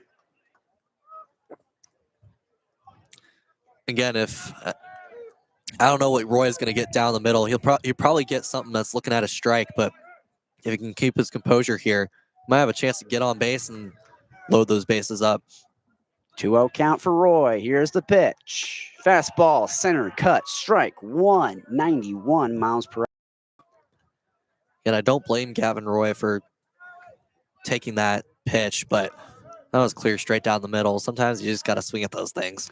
And you watch 2 balls go past. And if Foster will walk you, let him walk you. Well, absolutely. So, again, I don't blame him. Here's 2-1. Swung on, fouled, right field side. Off the batting cages outside of right field. Evens up the count. 2 balls, 2 strikes, 2 out. Knocking on the door of tying up this ball game. Gavin definitely liked that pitch. Fair the way he wanted to. It's a little bit off the far side. 2 count. Can Foster slam the door? Long hold. Here's the pitch.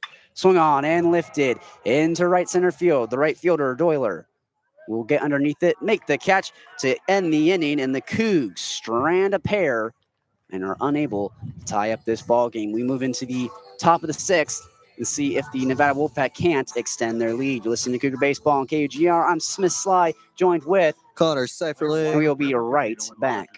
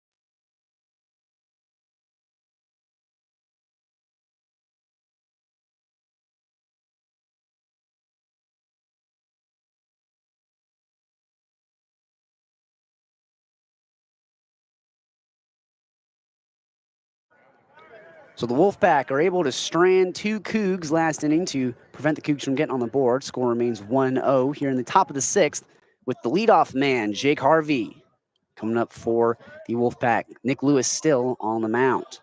Here's the 0-0. Fastball in there for strike 1. Harvey watches it go by. Nick Lewis, so far, been very efficient. Here's the pitch. Outside, ball 1, evens it up. 1 ball, 1 strike. No outs here in the top. Wolfpack leading 1-0. Lewis winds and fires. Outside again, ball 2. Falling behind.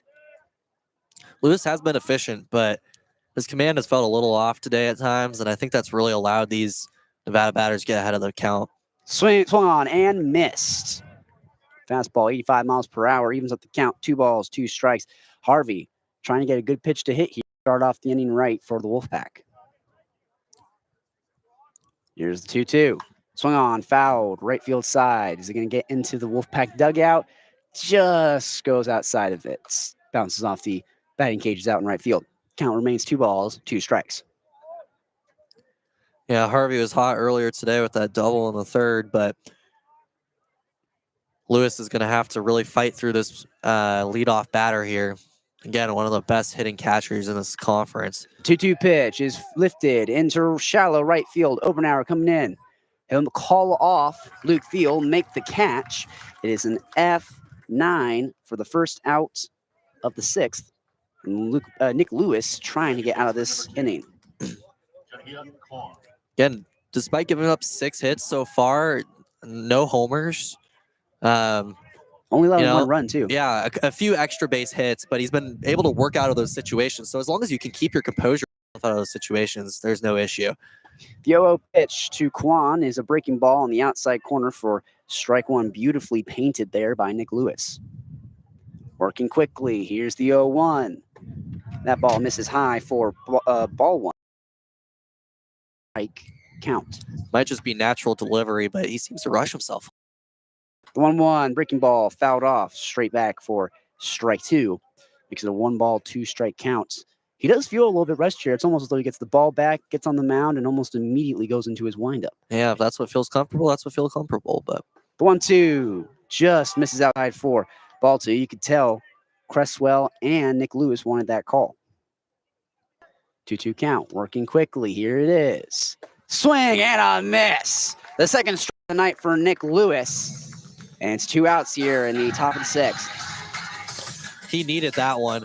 I mean, that at-bat just felt like it was a very hard one to fight through. And, I mean, with a batter like Jake Harvey, he's a tough guy to get out. So, excellent work there to finally punch him out and get his second strikeout 6 innings in. Third straight right-hander now, Sean Yamaguchi against Nick Lewis. Here's the 0-0. Misses outside for ball 1. And it's the third straight time now that Nick Lewis has fallen behind. Lewis working quickly. Here's the 1-0. Breaking ball. Misses outside again for ball 2. 2 balls. Yamaguchi. Blank canvas on 2 outs. Here's the 2-0. Misses high and outside for ball 3. Same thing as usual. I mean, that's 3 straight pitches just missing. Again, like I said, his command earlier fell off at times today. 3-0. Outside, ball 4. And Nick Lewis gives up his first walk of the ball game to the 3-hole hitter Yamaguchi. And so the Wolfpack will have a 2-out base runner here in the top of the 6th. That's good. That was a 4. Now, if you were in Texas A&M, everyone in the crowd right now would be chanting ball 5. Here's the 0-0. Fastball in there for strike 1. Well, they wouldn't now. It's Jace Doby, the 4-hole hitter, up 2 bats. Another right-hander. Here's the pitch. Swung on, grounded over to Gavin Roy. He'll field it. Flip to second base for Luke Thiel to get the out and end the inning. So that'll do it for the top of the 6th. We move into the bottom of the 6th and see if the Cougs can't tie up this 1-0 ball game. Listening to Cougar Baseball here on KUGR. We'll be right back. Please stay tuned.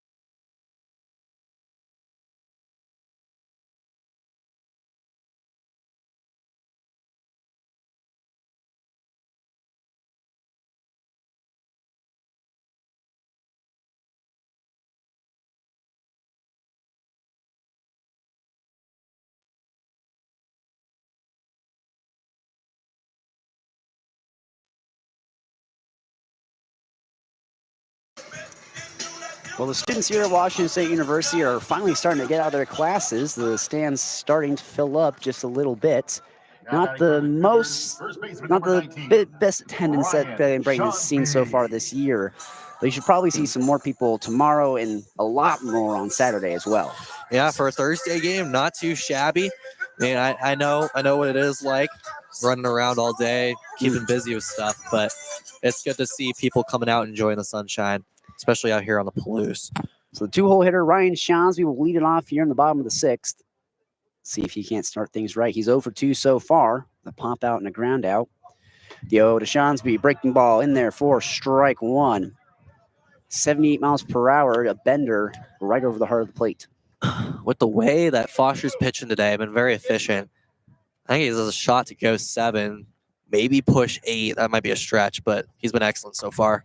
The 0-1 to Shonsby, high and outside for ball one. Shonsby trying to start things off right here for the Cougs. They've yet to get any runs across off of 3 hits through 6 innings. Foster been very, very efficient. Here's the 1-1.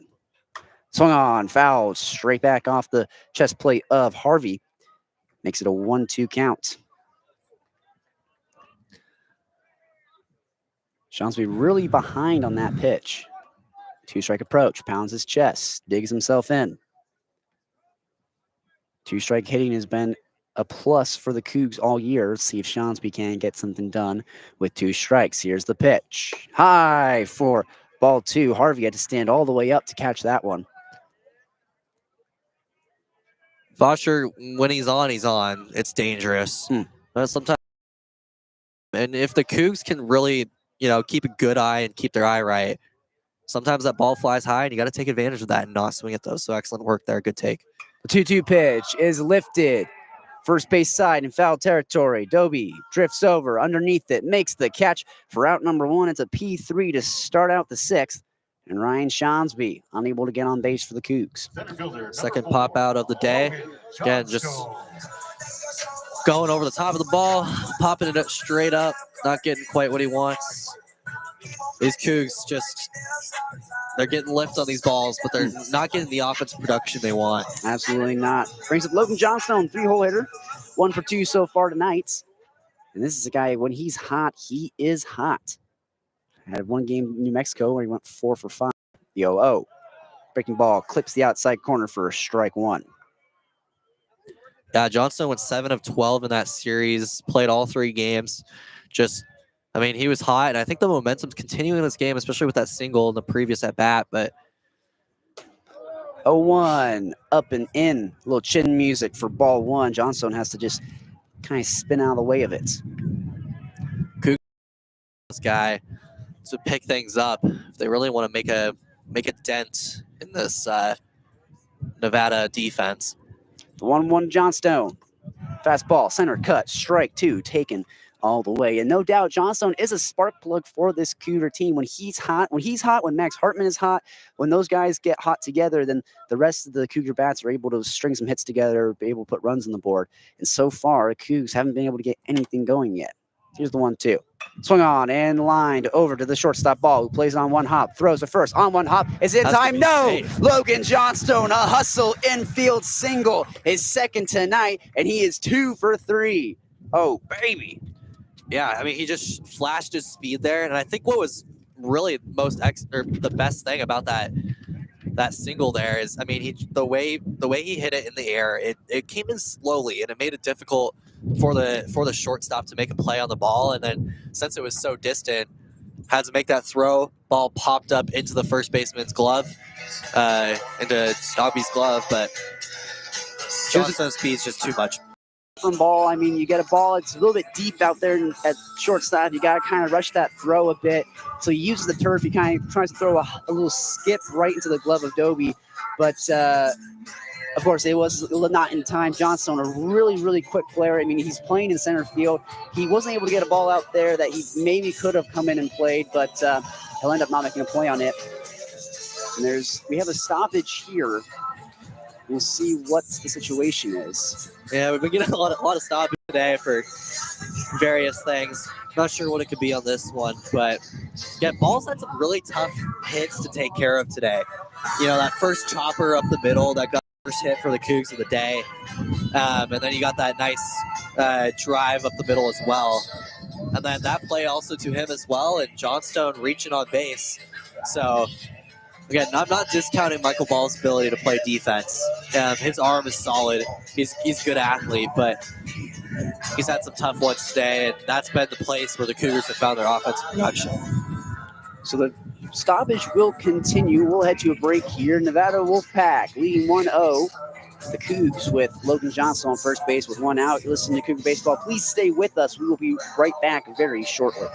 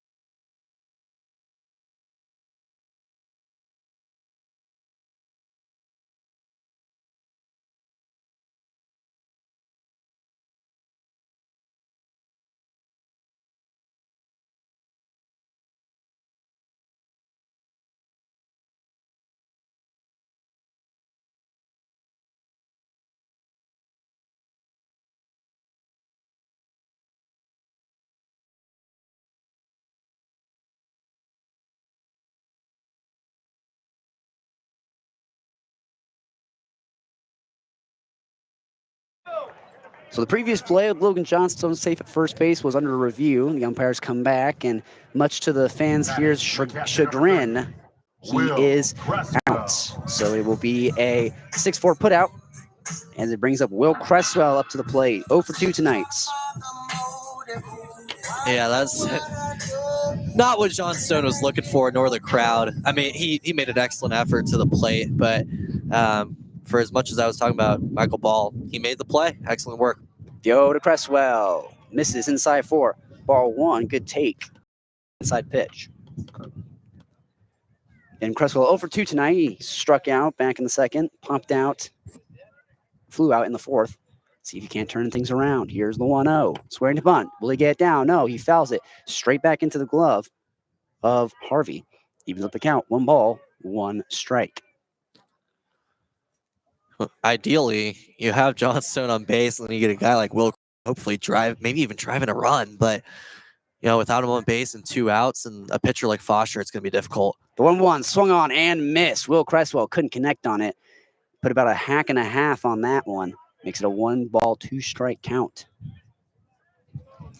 And definitely that's 2 base runners now, Rico Longo and then now Logan Johnstone, that have been kind of stripped away from the Cougs. Yeah, off those tough reviews. I mean, it's sometimes you just get caught. The 1-2 to Cresswell. Swung on, fouled. Almost off the light fixture, back behind the plate. Makes it a 1 ball, 2 strike count with 2 outs. And the there's anybody that's going to fight through an at bat, it's going to be Will Cresswell. As long as he can keep making contact on this hit, he might be able to wear down Frosher even more, who's now at 6 2/3. The 1-2. Swung and a miss. Top shelf fastball. The second strikeout of the night for Will Cresswell. The 5th for Frosher. That'll do it for the 6th inning. We'll move into the top of the 7th, and we'll see if Nick Lewis is still on the mound. Baseball. Please stay with us. We'll be right back.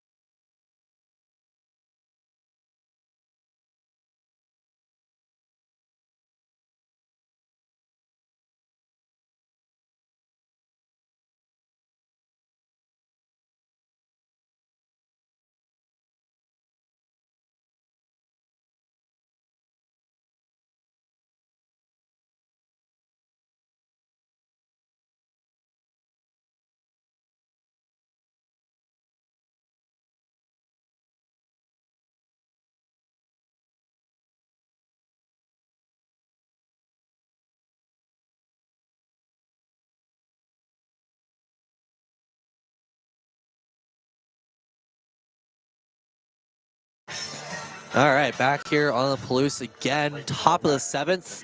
Number 30. Billy Ham is going to come up the DH to continue to go to work for this Nevada offense that has a 1-0 lead. First pitch, and that's going to be an off-speed pitch on the inside for strike one. 0-1 count now to Billy Ham. Ham takes a nice hard swing at that, and it's going to foul tip straight in the back of the backstop off the net, and that's going to be strike number 2. Really long outing right now from Nick Lewis. He's out here for the 7th. Usually he doesn't go this far in ball games. So, and high and outside for the first ball of this at bat. Yeah, I don't know if I've seen Lewis go 8 innings this entire season. I can't say I have.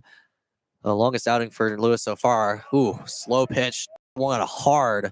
That's going to go foul to the third base side as Ham continues to work through this at bat. 1-2 count. Lewis delivers and gets him swinging. 86-mile-an-hour pitch, and that's another strikeout for Nick Lewis. That's his third of the night here. I was going to say that's going to be number 3 to Nick Lewis. Jackson Waller.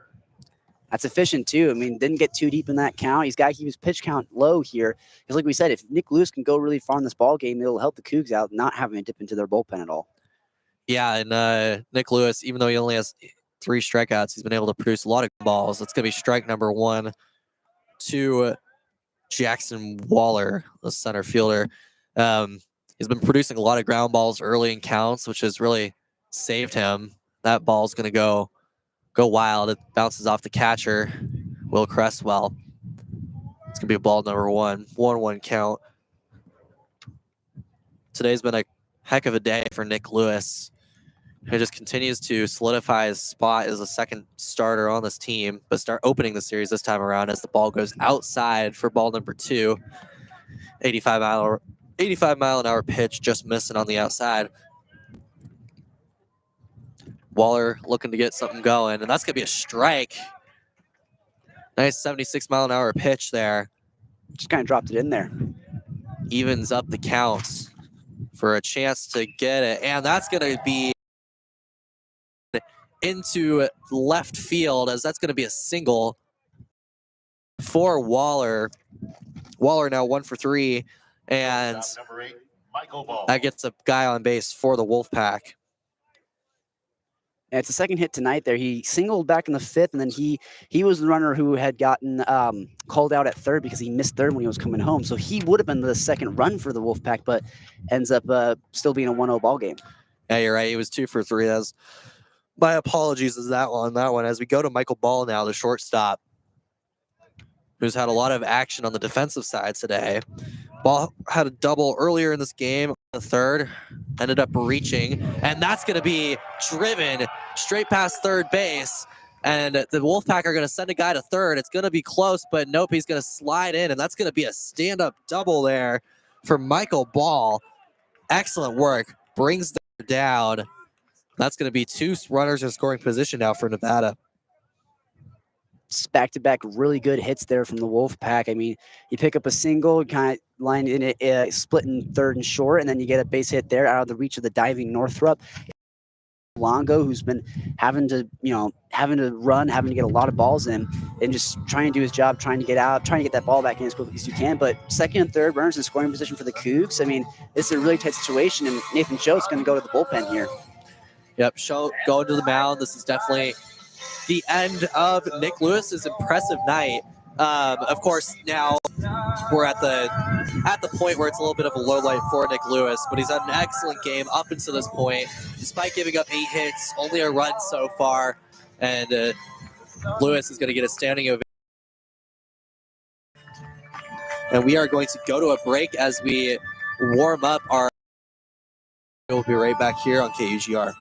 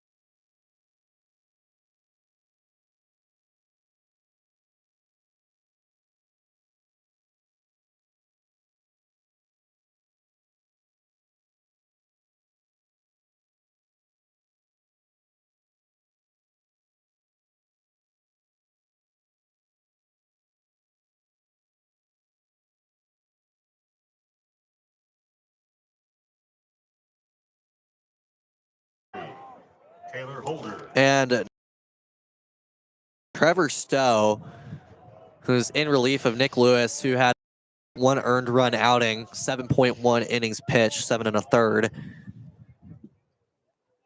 And now we have Taylor Holder, second to last guy in the order, up to bat with two guys on base, one at second, one at third. Chance for Nevada to score with just one out. Up 1-0 in the top of the 7th inning as that first pitch goes for a ball. And Mr. Trevor Stowe is going to look for the second pitch. Pitch way outside and low. 91-mile-an-hour fastball. Bit of a heater, but no command on it as that goes to ball number 2, 2-0 count. Yeah, To Holder. Stowe's a righty, and almost all but one of the Wolfpack hitters are righties. So This will make a difference in the batting orders. That's going to be strike number 1, straight down the middle. Another fastball from Stowe. Stowe's going to come in for pitch number 4, and that is going to be outside again. That is 3-1 count now with one out in the top of the 7th. Chance for Holder to load up the bases, but he swings away, and that's going to be strike number 2 on a low pitch there. Yeah, it's going to be a full count. Really tight situation here for Stowe. 2 runners in scoring position, only 1 out. I mean, you're asking a lot out of him. Yeah, Stowe is a dependable guy, but it's still a tough situation for any pitcher. As the 3-2 pitch comes, and he's going to walk his first batter. Holder goes to first. That is his 3rd time on base today as Jacob Doyle comes up. Doyle is 0 for 2 so far. Hasn't had the most impressive day, but when you've got bases loaded and 1 out, that's an excellent opportunity to prove people wrong. Absolutely. Tight ball game, 1-0. I mean, you got every single run here counts, so if you can cross. Yeah, this will be big for the Wolfpack either way. And that's going to be outside, low and outside, 82-mile-an-hour pitch for ball 1. Doyle, the sophomore right fielder. Nice and tall, well over 6 feet, but he's going to take a big swing on that second pitch. Again, going back to the fastball. That's going to be a 1-1 count now. Be really jumpy here with bases loaded, only 1 out. You want to be swinging for the fences, so we'll see what he does here. Yeah, nothing wrong with looking for some power as that pitch goes outside for ball 2. Again, as we talked about before this game, such a power-hitting team, but we haven't seen a lot of that so far. A couple backs to the warning track and off the wall, but nothing out of the park yet. As we go to pitch number 4 of the bat, and that in the middle, showing some excellent command and framing there to get the second strike. And Doyle's 0 for 2 so far. See if you can't turn things around here. 2-2 pitch to Doyle, and that's going to go low. And back to another full count, second. As Doyle is going to look to drive in a run any way he can. There are runners getting ready. And that's going to be way outside. That's going to be an earned run there and a walk for Doyle, as Doyle's going to get an RBI, and that's going to bring in Mr. Jackson Waller. Nevada Wolfpack's second run of the game. And Nathan Choate's going to make the slow trot out now, and they might actually go to the bullpen again here. I mean, back-to-back walks given up makes it a 2-0 ball game with 1 out. I mean, that's just not what you want out of Trevor Stowe right now. It looks like they are going to. And we're going to head to the break as we will update you on our bullpen. You are listening to KUGR.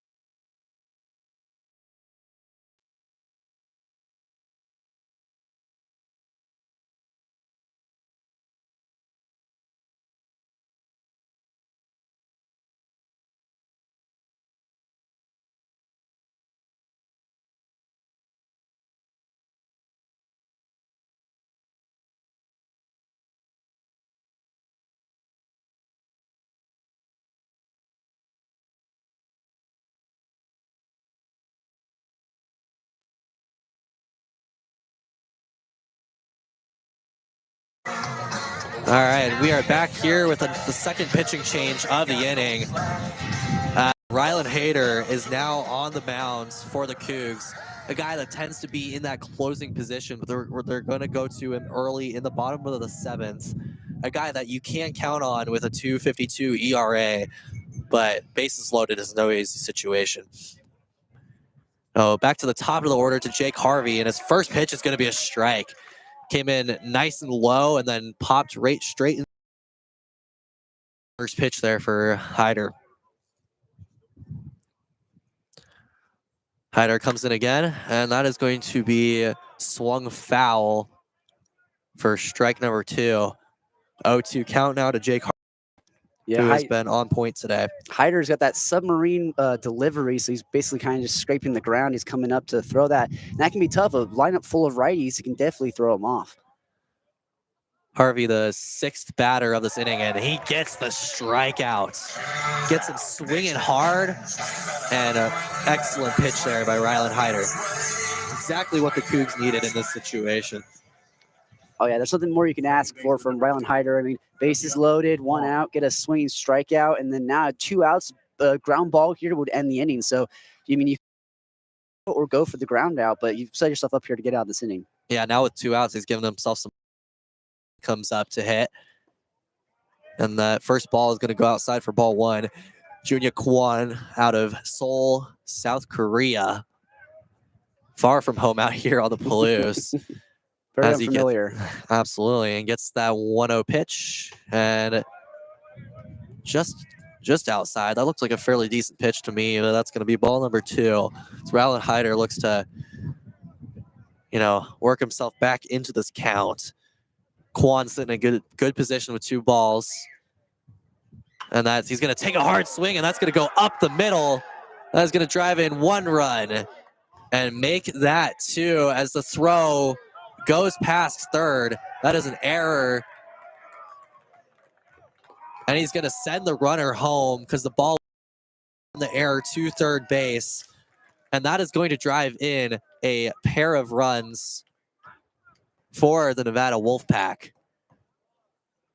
That's just unfortunate for the Cougs. A good piece of hitting from Kwon right back up the middle. Hyder kind of had to get his head out of the way there. It was going to kind of knock his teeth out. Went straight up the middle into center field, and then that throw into third base. They knew they didn't have a play at the plate, so they go to third. Gets past him, and 3 runs come off of just 1 hit. That's just brutal for Hyder. Yeah, that's a tough play for Northrop to make on third.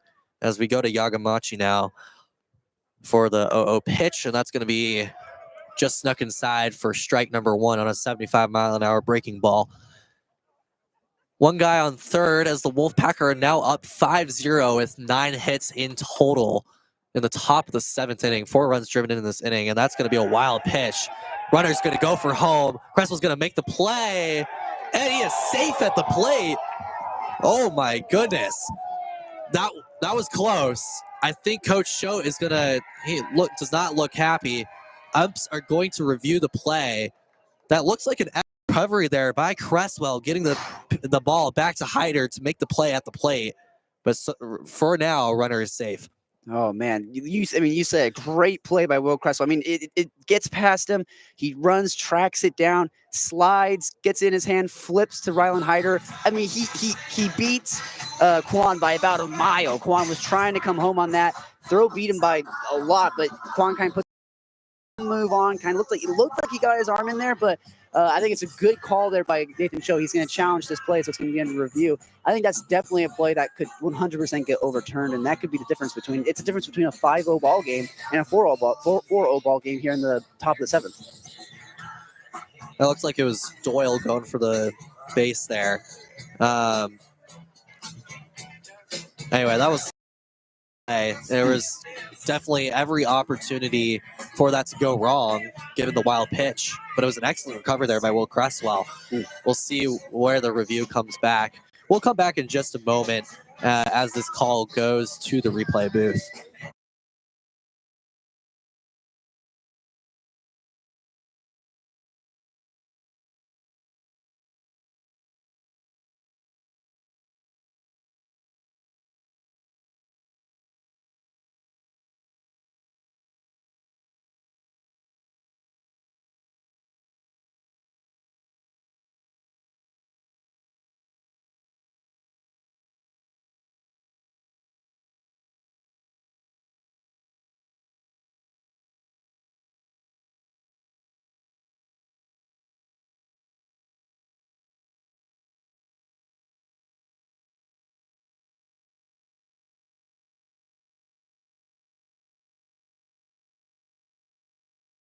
And we are going to come back on. Good news for Cougar fans. That was an out at the plate. So again, excellent work to get the guy, and now there's empty bases. Ryland Hayter has saved himself a bit there. And we are at a fresh ball game. 2-0 count back to Yagamuchi.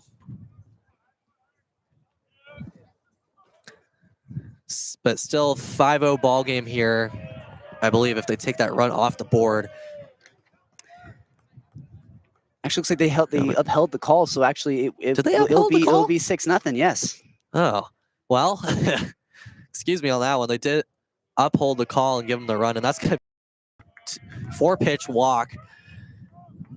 So now it's going to be 6-0 in the way of the Wolfpack. And sure, it's going to come out again. This might be the third pitching change of the inning, as we are now 8 batters into this inning. This is a very unfortunate inning here for the Cougs. Just a couple of mistakes have let 5 runs come across. They were playing some pretty tight baseball up until now. The only run they'd given up was in the top of the third, and now 5 given up here. It's 6-0 ball game. It's just a completely different game at this point. Yeah, things turned around quickly after those first 2 runs were given up, and then when Hayter came in, things turned around quick. We're going to go to a break as Hayter's day is done. Unfortunately, a rough outing again, as we will go Wolfpack.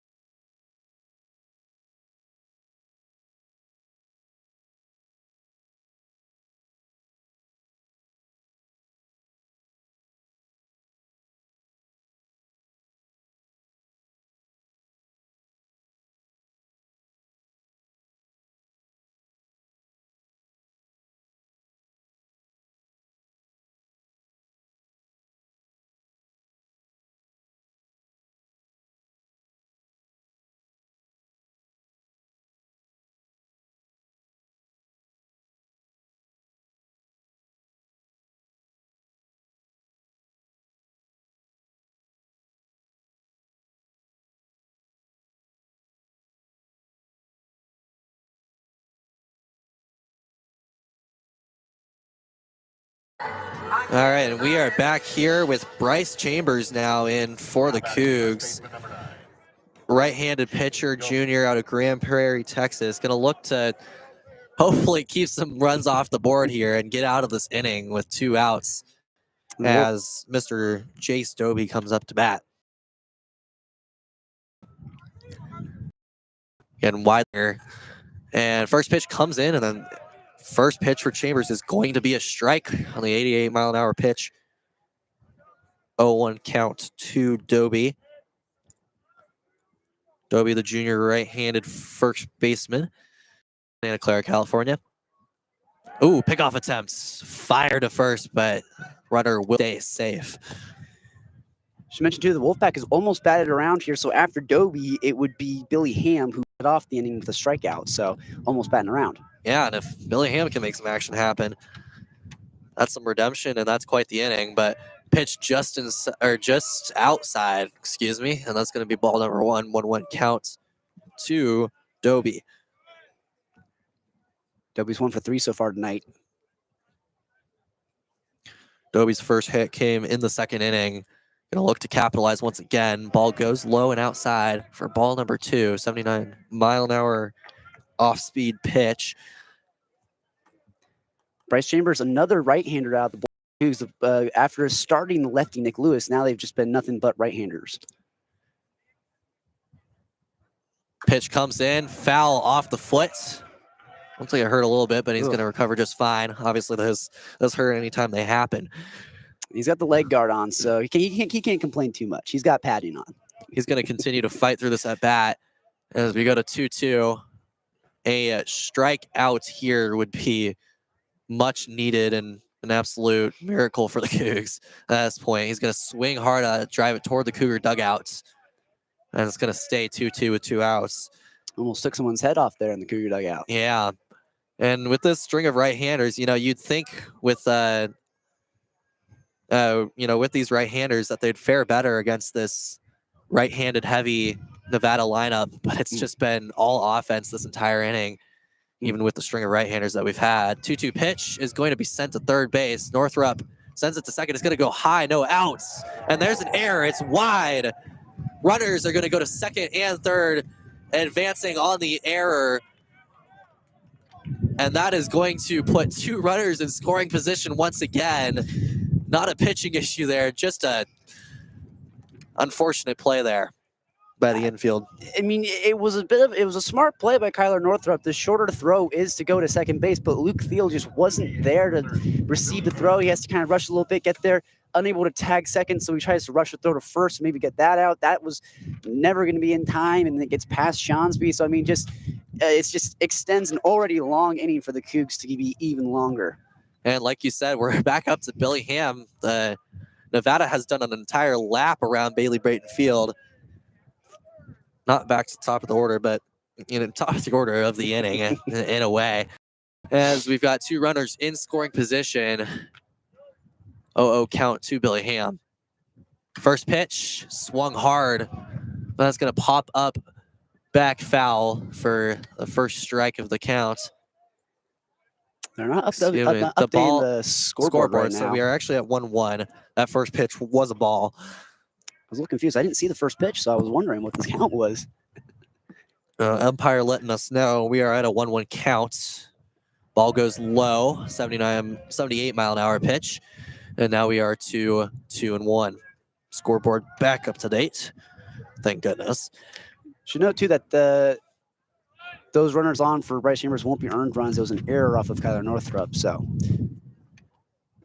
Yeah, Chambers in luck on the statistics side. That's going to be ball number 3, low once again. If a run gets in, he will be lucky on the statistical side, but any run let up at this point is just sucks for the Cougs. I mean, you can't do much about it. And it'll just be rubbing salt in the wound. And that pitch is going to be called a strike. Billy Ham thought he had the walk, but that was just inside. Excellent pitch there.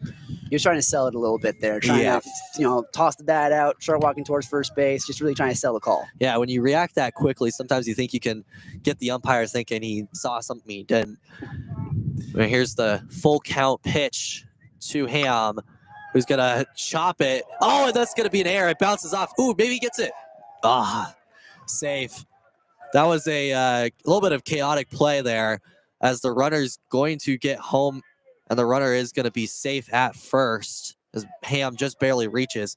Popped off the first baseman into the second baseman's glove. Tried to make the play at the plate, but couldn't quite get there. I mean, yeah, Ryan Shonsby, not necessarily the strongest defensive player for the Cougs. A bit of a slight chopping ground ball over to him. He does have the sun kind of in his eyes over there at first base. Kicks Thiel being heads up, trying to be able to back him up and maybe get a throw to first base, but at the end of the day, not going to work. Now back lead. First pitch is going to go for a strike, this time to Jackson Waller, as we have run through this Nevada rotation. And a 0-1 count here. Runners on third and first, and takes a nice swing at a low pitch. That's going to be strike number 2, with a chance to get out of this extremely tough inning. And 3 errors so far for the Cougs. It's just been killing them in this inning. Yeah, Dobie and Ham are the runners on. 1 runner in scoring position. And it takes another low swing, and that is going to be strike number 3 to first, and that will end the inning as Chambers closes it out, lets up just one run unearned, and Nevada goes up 7-0 to close the 7th inning.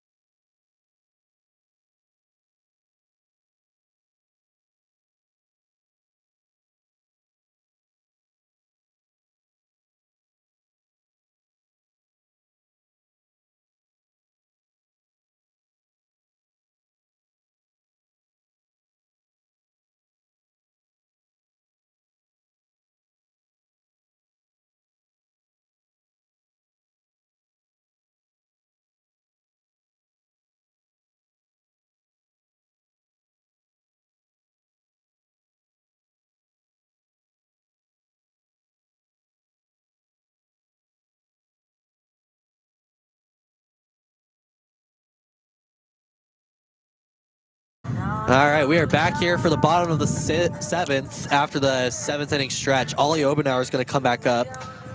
0 for 2 on the day with 1 strikeout. And in for Nevada is going to be Dominic Desch, number 23, the senior, with a 2.86 ERA. Going to look at to close and finish out this game for Nevada. First pitch on the just painting the side of the batter's box. But that is going to be ball number 1, just outside to Ollie Obenauer. Yeah, Foster, 6 innings, no runs. I mean, dominant performance. Only 3 hits given up. Yeah, excellent performance. And that's going to be a strike down the middle. 1-1 count to Obenauer. Yeah, I mean, if you want to accentuate what it means to have a quality start, Foch had a quality start today, if you ever had one. That ball's going to go low for ball number 2. Foch doing exactly what he did against the Cougs in his first outing back in March, or early April, late March. And pitch comes away, goes ground up to the second baseman, pops up and makes the throw.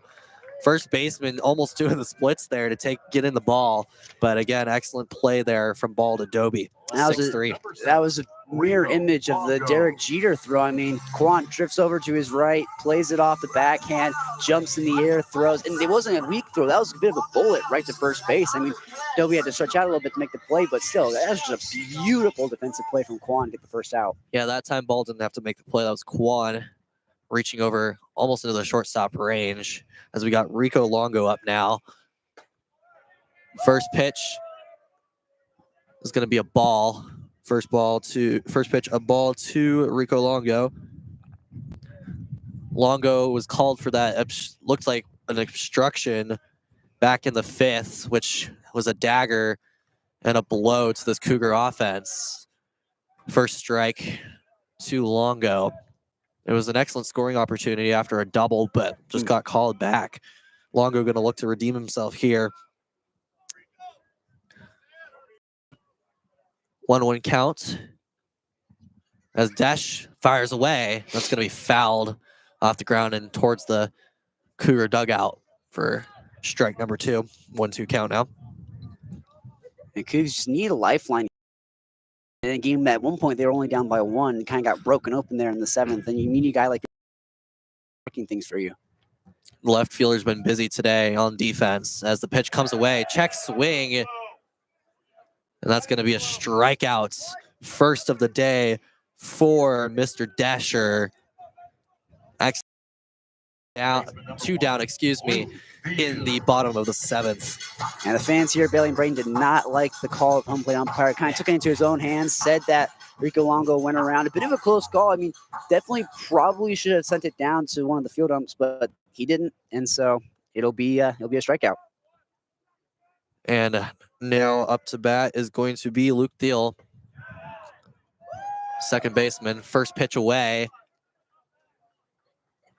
That is going to be a ball. First ball of the at-bat. As Thiel winds up and gets ready for the second pitch. Pitch away.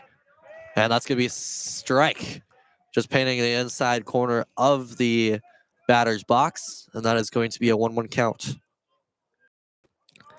Luke Thiel reached base earlier today in the 5th. Got to second, but ended there. Left stranded. That's going to be a chopper to the Michael Bull, and he makes the play. Just gets him out, and that's going to be 3 up, 3 down as the Cougs come away with nothing. Wolfpack up 7-0, heading to the top of the 8th.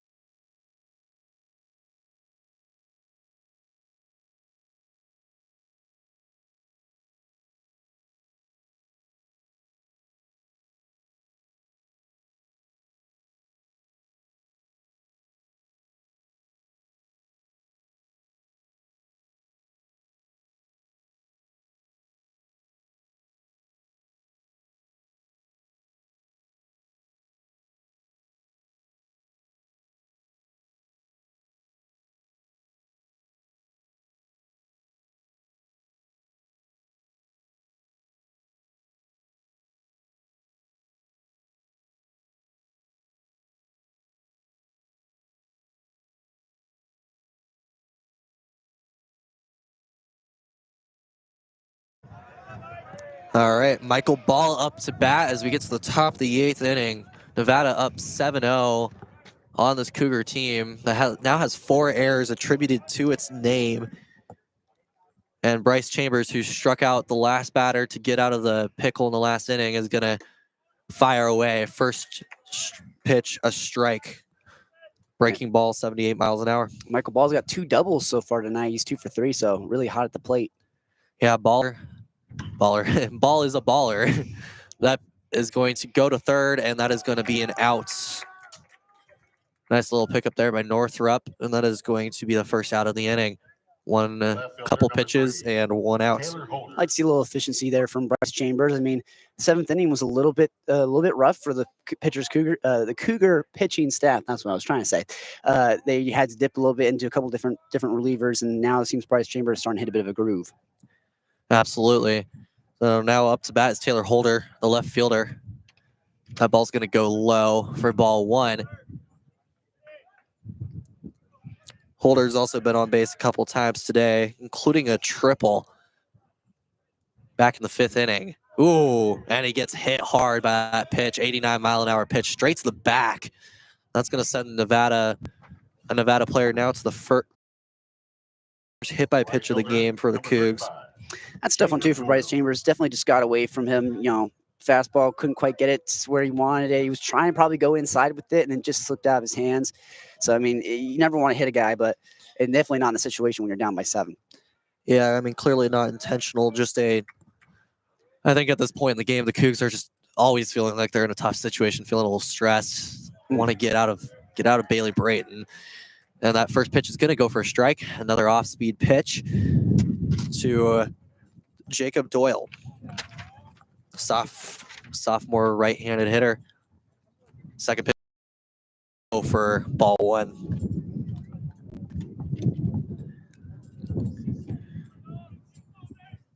Regardless of the wind, still a beautiful day out here on the Palouse. The clouds came in for the bit, but it looks like the sun's going to come out, and next pitch comes in. That's going to be swung foul, driven hard to the Cougar dugout.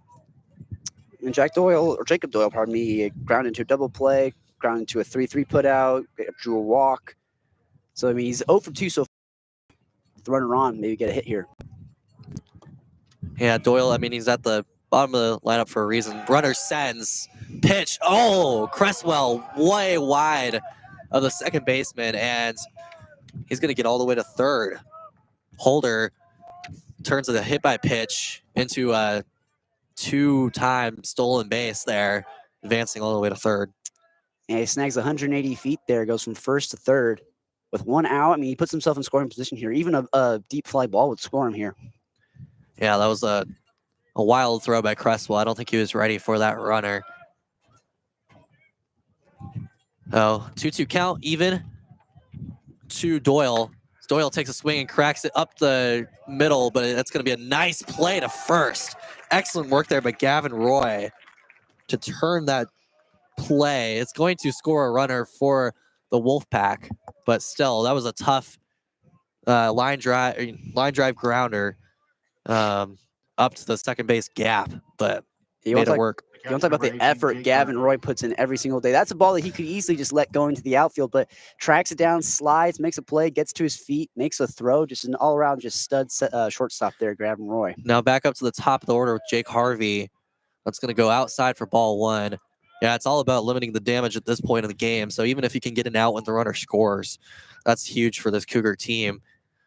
That's going to be tough to come back from an 8-0 lead for Nevada, and that's going to be a strike. Nice fastball straight down the middle, 91 miles an hour. Bryce Chambers has been the best of this relief crew so far that has struggled in the relief of Nick Lewis, who had a solid outing. And that's going to be back to Gavin. It will be out. Bryce Chambers lets up 1 run off the hit by pitch, but solid outing in that 8th inning as we are going to go to the break. Nevada up 8-0 as we head to the bottom of the 8th.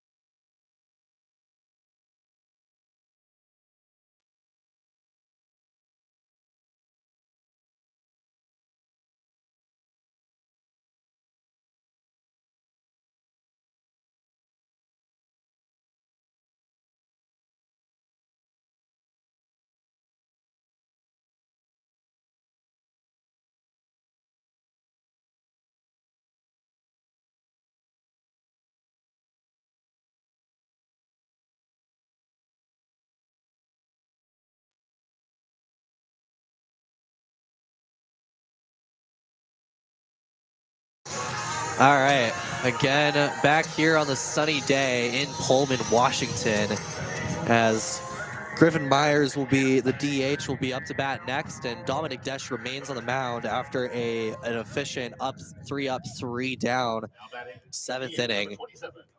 Griffin Myers. Myers looking to get some action going after striking out looking in the third and flying out in the fifth. This has been a tough day for most of these Cougar batters who just have not been able to get off these tough off-speed / fastball combos that all these Nevada pitchers seem to have so far. Yeah, they're down 8-0 here. I mean, so far the Wolfpack's on pace to shut out the Cougs yet again. And first pitch to Myers outside for ball one. 89-mile-an-hour fastball. The Cougs only have 2 more innings here to maybe scrape one across, but see if Griffin Myers can't start it off.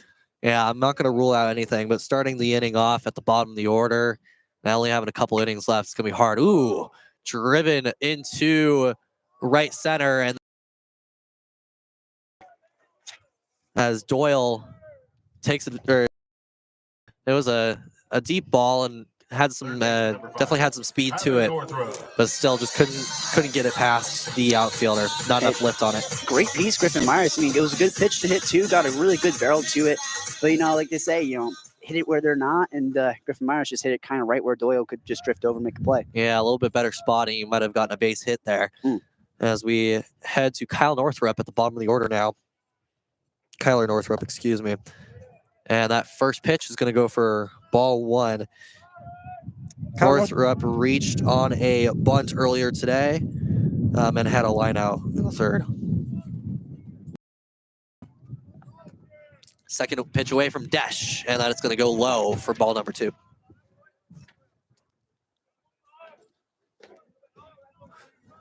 No pinch hitters yet today for the Cougs. At this point in the game, there's not much point, but still interesting to see Schultz stick with his guns here so far today.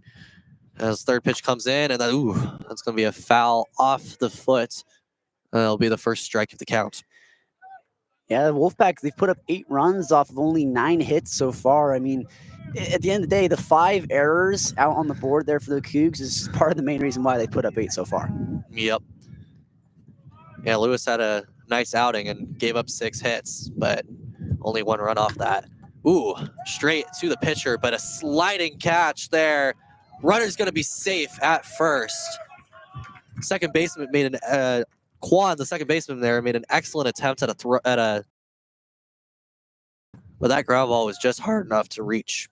I mean, most people would look at that play where he's throwing from he's on the ground trying to throw over. You'd think that would be unnecessary, right? Like, why not get to your feet, make that throw? Well, the problem is that the Cougs are so gritty that they beat out every single base hit like that. He doesn't have the time to be able to get up and set his feet. He has to get that throw off, and it works out for a single for Kyler Northrup. We're back to the top of the order to Gavin Roy. That first pitch is going to go for a ball. It's not only gritty, but when you play like a gritty team, you're taught to run fast and hard on base pass, and that's why they tend to get those choppers, those grounders, and those bunts. They tend to reach often. That second ball is going to go high and inside Gavin Roy's chest, so that's going to go for ball 2. There have been a couple hits so far in this game, a couple singles that the Cougs have just kind of beaten out infield hits. Runner ready at first. Gavin Roy, the batter. And a foul tip off the catcher's glove, grimacing a little bit. And that'll send the count to 2-1. 1 out, runner on first, down by 8. I mean, Gavin Roy's got a chance here. It starts with 1. You scrape 1 across, and then you have this inning, you have the 9th inning. So you still have time, but you definitely need to start stringing some base hits together. And no better time than the top of the order right now. Gavin Roy, then Ryan Shonsby, then Logan Johnstone. Some really great hitters. Yeah, a great set of 3 that, haven't produced as much as you'd like them to today, but it's still a dependable 3. So this is sitting at a good point for the Cougs with a runner on. 2-1 pitch, also outside. That's going to send the count to 3-1. Doing a great job of staying ahead of the count. If you can draw a walk here, you've got 2 runners on, 1 out. It's a solid spot to sit if you're the Cougar offense, especially at this point in the game when they've struggled to get anything going and have left runners stranded multiple times. As the 3-1 pitch comes in, he swings at it. It's going to pop up hard to third base, bare hands it, and the runner's Gavin Roy reaches. We were just talking about that gritty running style. Again, another chopper of a hit. Sometimes you just get that lucky bounce, and that's what you need. Yeah, again, the third baseman, Yamaguchi, came in, tried to make a play. He had to barehand it because, again, like we were saying, he doesn't have time to be able to get in his glove, transfer, and throw. He's got to get that throw off really quick. When you put pressure like that on a defense, you get back-to-back infield hits with only one out. I mean, this is where you start to see maybe the Wolfpack fall apart a little bit. Yeah, if Shawnsby can get something through here, and now Shawnsby's up the bat, there's a chance to at least pull a run off this Wolfpack pitching staff. That first pitch is going to go wide and low for ball number 1. We'll see off the back foot of Shawnsby looked like. Yeah, it was pretty close. Shawnsby's also had a rough day, 0 for 3 so far with a couple of pop-outs and a 6-3 ground out. Not much going the way for some of these guys at the top of the order, but so far in this inning, it's going well, and that's going to be a strike down the middle, 91-mile-an-hour fastball. Some decent velo there from Desch as well. I mean, Fosher had some really good velo, and Desch can get up there. 91's pretty quick. Yeah, Desch was taking it a step down, but he's still an excellent pitcher, and he's been great in relief so far. But 2 runners on for the Cougs as the 1-1 pitch is fouled toward the Nevada dugout. It's going to send the count to 1-2. And Shawnsby 2-strike approach here. Again, he's no better time turning around than runners on, 1 out, down by 8. Yeah, if you're Shawnsby, you're going to be looking for some redemption here because heading into the second game of the series, you want to feel good about yourself. So this is definitely an opportunity to make some magic happen. And like you said, this team is definitely an excellent 2-strike team in terms of hitting as the 1, and it's going to be fouled to the first base side. Runners will head back to their bases as we stay at 1-2. You want to talk about how quick the Cougs are on the base pass? That was a chopper, a foul down the first base side, and before it even got into the glove of Dobie at first base, both Northrup and Gavin Roy had already made it to second and third. So they are quick. As soon as they see the ball on the ground, they take off. And the other hitters have been giving themselves a shot too with these really long grounders, giving them time to get to the base. As 1-2 pitch comes in from Desch, it's going to go high, and then that'll even the count. We'll see if Ryan Shawnsby can't work a good count here, get a pitch to hit. I mean, just get some run production here, definitely, since you're looking at a goose egg out there for the Cougs. It's time to make something happen now as Shawnsby will get the 2-2 pitch.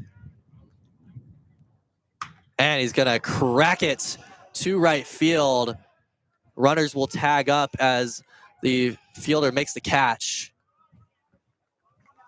Runner will stay at first, but now the corners are filled for the Cougs. Center fielder, number 4, Logan As Doyle takes care of business on that one. Yeah, it's a tough one for Ryan Shawnsby. 0 for 4 now tonight, but again, you're getting Logan Johnstone up to the plate. 2 outs, 2 runners on. I mean, this could be a great opportunity to maybe tack on 2, maybe tack on 3 with a little shot out to right field. Yeah, and excuse me, both runners advanced on that fly out as we've got 2 runners in scoring position. There is 2 outs, but now there is a chance for Logan Johnstone to pick up on what's been a fairly empty day so far, besides 1 single. First pitch is going to go for a strike. Excellent placement by Desch. Logan Johnstone, he had it looked like he had beaten out a base hit earlier in the game, and then it was overturned after review. So he almost had 2 hits tonight.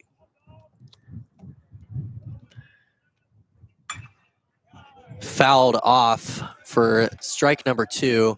That's going to also head toward Beasley Coliseum out on the third base side. Johnston's going to need to fight through this count, even though he's behind, to make something happen. Yeah, 0-2, 2 strikes. You got to get something going here. 2 runners in scoring position.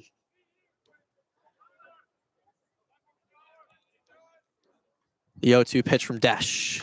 Straight down the middle, strikeout looking, and that's going to send Johnstone packing, stranding 2 runners.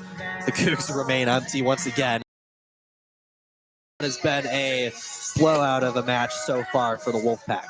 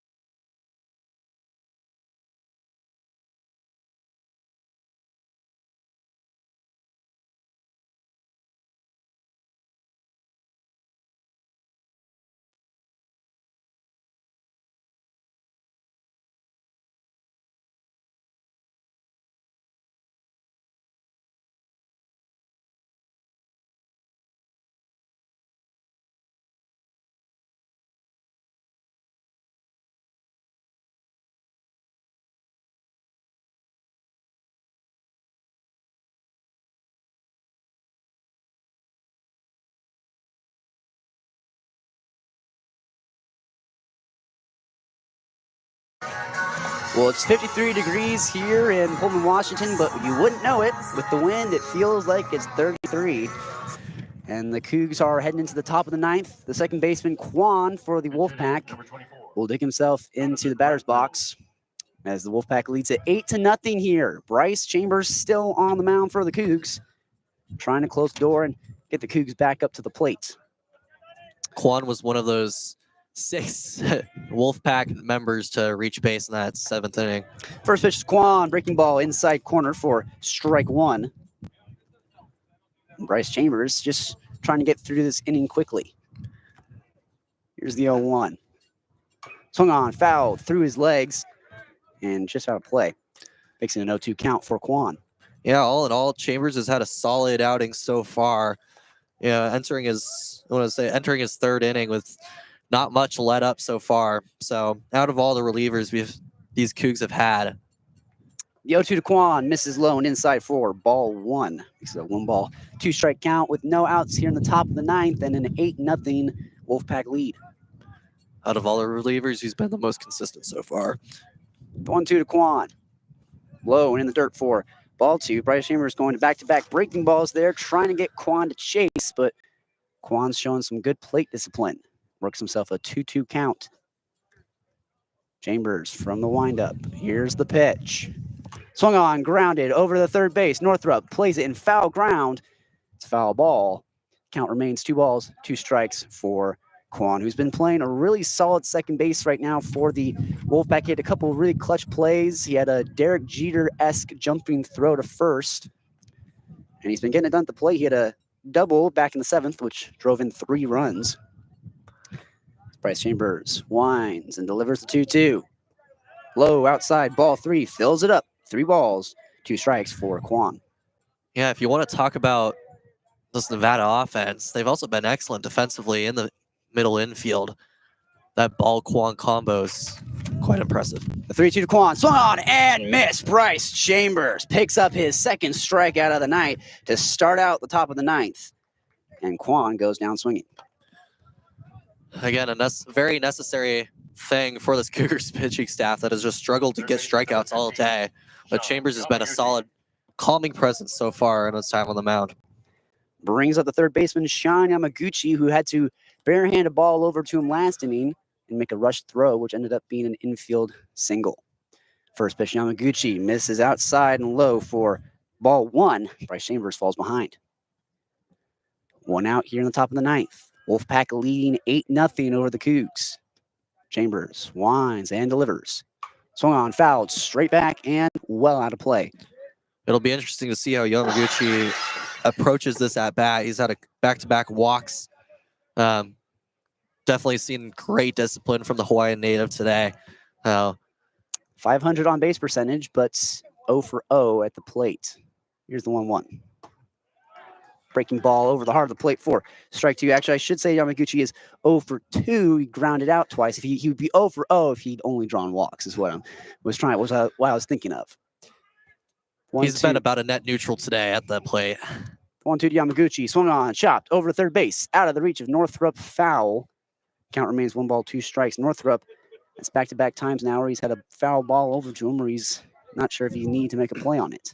Yeah, Northrup's had some tough balls headed his way. I mean, as much as we've talked about the Cougar offense really providing some tough balls up the middle, and playing gritty, there's been some stuff Northrup's way as well, and I think he has 1 error on the day. 1-2 to Yamaguchi. Breaking ball inside for ball 2. He kind of has to dance out of the way of it. Makes it a 2 ball, 2 strike count for Yamaguchi with 1 out and an 8-0 Wolfpack lead. With his track record today, he might pull this count to full. Here's the 2-2. Swung on, chopped over to Northrup. That one is fair. Throw to first base in time. No, he is safe. Yamaguchi beats it out and gets an infield single, taking a page out of the Cougs books. And the Wolfpack have a 1-out base runner on first base. Yamaguchi's going to get his first hit of the day. Baseman number 9, Jace Dobie. It's going to be up the 4-hole hitter, Jace Dobie, starting first baseman for the Wolfpack. Another right-handed batter against the right-handed Bryce Chambers. A little ground ball out to Gavin Roy would end the inning here with a 6-4-3 double play. Chambers from the stretch. Here's the pitch. just clips the outside corner for strike one. Bryce Chambers gets ahead. Gets the call he wants there. That easily could have been called a ball, but he just, like he said, clips the corner. Excellent pitch work there. 0-1 count now for Dobie. Chambers checks to first. Long hold. Here's the pitch. Low in the dirt 4. Ball 1 evens up the count. 1 ball, 1 strike, 1 out. 10 hits for the Nevada Wolfpack and 8 runs. Dobie trying to extend the lead here late in the ball game. Top of the 9th. The 1-0 from Chambers. Here it is. Breaking ball low and in the dirt 4. Ball 2. Dobie trying to work himself into a hitter's count. With 1 runner on, 1 out, there's the Wolfpack team to do even more damage than what they've done. Chambers holds. Lifts and fires. Fastball. Center cut. Strike 2. Evens up the count. 2 balls, 2 strikes. Runner on first. And the Wolfpack not taking their foot off the gas so far. Chambers comes set. Lifts and delivers. High and tight for ball 3. Full count. 3 balls, 2 strikes for Dobie. Base knock here would bring the runner on first around. This Nevada team is working Chambers hard. 3-2 count now. Chambers lifts and fires. Swung on and drilled in the left field. Rico Longo's got to come into play. The runner at first will hold at second. And is a 1-out single for Dobie to move the runner into second. Runners on first and second now for the Wolfpack as they'll bring up the 5-hole hitter, Billy Ham. The DH number 30. Yeah, he just popped that up. It wasn't that hard of a hit, but I mean, it just carried over Northrup in the third base corner just enough, and that gave it enough time to convert for a single. Now we've got 2 runners on base for the Wolfpack. So Bryce Chambers in a little bit of a jam here.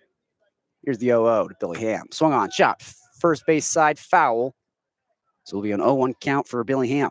It's been interesting to see this Wolfpack team do their damage just, by swinging and making contact. I mean, has not been anything that's, like we said, anything that's gone beyond the wall. It's just been a lot of let's keep working and let's do what we do best. The 0-1 to Billy Ham. Line ends left one. field. They're going to wave the runner home. 1 run will score. The runner around second. Coming into third, they'll put on the stop sign. Hold him there. It's a double for Billy Ham to drive in yet another run to make it 9-0 here in the top of the 9th. The Wolfpack showing no mercy on the Cougs. Yeah, he just got excellent contact on that one. Again, it seems like this inning especially, these Nevada hitters have been just getting exactly what they want. Pitches just sitting nice and soft, easy, ripe for contact. And that's exactly what they've been wanting to see all game. And that's what they have been seeing all game, frankly. I mean, outside of the first 5 or 6 innings or so, or 5 innings or so of Nick Lewis's outing, it's been like that the rest of the way. So bring up Waller, right-handed batter. First pitch to him, lined up the middle, into center field. 1 run will score. They'll wave home the runner at second. Yet another run will score. 11-0. And the hits just keep on coming for the Wolfpack. That's the 12th of the night. And the Cougs just can't seem to get out of this inning. That's a double-digit lead now for Michael Ball. For the Wolfpack. It's like you said, I mean, it's just never ending. And I don't know, I think they're going to run with Chambers the rest of the way, but props to Chambers for living it as long as he had before this inning. But at this point, you can tell he's kind of tired, and he's giving him up. First pitch to Michael Ball. Misses inside for ball 1. That is going to be 4 base hits now in this inning, and that's driven up 3 runs. Chambers comes set. Lifts and delivers. Swung on. Line drive into right field. It's hit number 13. They'll hold him at second base. And is yet another hit for the Wolfpack to move the runner into second. Runners on first and second now for the Wolfpack, leading 11-0. Pardon me, it's actually hit number 14. Left fielder number And 3. Bryce Chambers really struggling to get any outs here in the top of the 9th. This feels a lot like that first Nevada Wazoo game when they were in Reno earlier this year. It's just blowout Nevada offense and Nevada defense just both clicking in the same day. Chambers, the pitch to Holder. inside, ball 1. And like you mentioned before, I don't think that the Choate's going to take Chambers out of this game. It's game 1 of a 3-game series. So you don't have too much depth in your bullpen, so no need wasting any more arms that you need to be able to throw for those other 2 games. Here's the 1-0. Fastball, center cut, strike 1, taken all the way by Holder. He's got runners on first and second with only 1 out. An opportunity to even extend this lead. Currently lead at 11-0. Chambers coming set, checks to second, lifts and delivers. Inside, clips it for strike 2. Bryce Chambers needing to get out of this inning. I know Hader didn't even go a whole out, but when you've already gone to Hader and voice crack, when they've already gone to Hader and multiple other guys, like you said, I mean, they just cannot afford to go to anybody else at this point in the game. Chambers looking for a strikeout. Here's the pitch. Breaking ball outside for ball 2. Bryce Chambers has got 2 strikeouts so far tonight. He's got 2 strikes on Holder right now. See if Chambers can't get it done. This pitch count is really working itself up. I mean, he's already in his 3rd inning, and he's working through these batters quite a lot. Chambers, the 2-2. Here it is. Swung on and drilled in left field. Backing up Rico Longo. Goodbye. Baseball. 3-run shot for Holder. And it is 14-0. The Wolfpack. No mercy. And that just came off the barrel of the bat, and we instantly knew that was gone. I mean, he sent it right toward Rico Longo, who's had a heck of a field day out there with just, I mean, this Nevada team loves to pull it to the left, and it doesn't really, I mean, the wind it's kind of stopped now, and it didn't matter either way. It was, this Nevada offense was due for a homer, and it finally came late, and for the Cougs, it's all but too late. A home run given up to the 8-hole hitter as well, Tyler Holder. That's a rough one if you're Bryce Chambers. You're just trying to get out of this ball game, stop the Cougs from having to go too far into their bullpen. And now they're staring down the barrel of a 14-0 Wolfpack lead. Chambers from the windup now with no runners on. Here's the 0-0. Inside, ball 1 to Jacob Doyle, 9-hole hitter. Yeah, Holder's not even a guy that, I mean, he has more runs than some of these other Cougs, but in the grand scheme of the Nevada roster, he only has 4 runs, but he still drove that in hard. Here's the 1-0. Swung on, a little dribbler over to Gavin Roy, who has to charge, make a play, throw to first base in time. Yes, sir. 6-3 put out for out number 2. The Cougs still need 1 more to get out of this top of the 9th. Already heading back to the top of the order now, Jake Harvey. So you have to have an at bat in this inning. If he were to get on, then it would be Quan back up again, so he would have batted all the way around. For the 2nd time in this game, which is... Ugh. It is what it is if you're the Cougs, but for the Wolfpack, props to them. Chambers delivers the 0-0 in there for strike 1 and gets ahead of Harvey. This is the 2nd inning in the game where the Wolfpack have scored 6 runs. Here's the 0-1.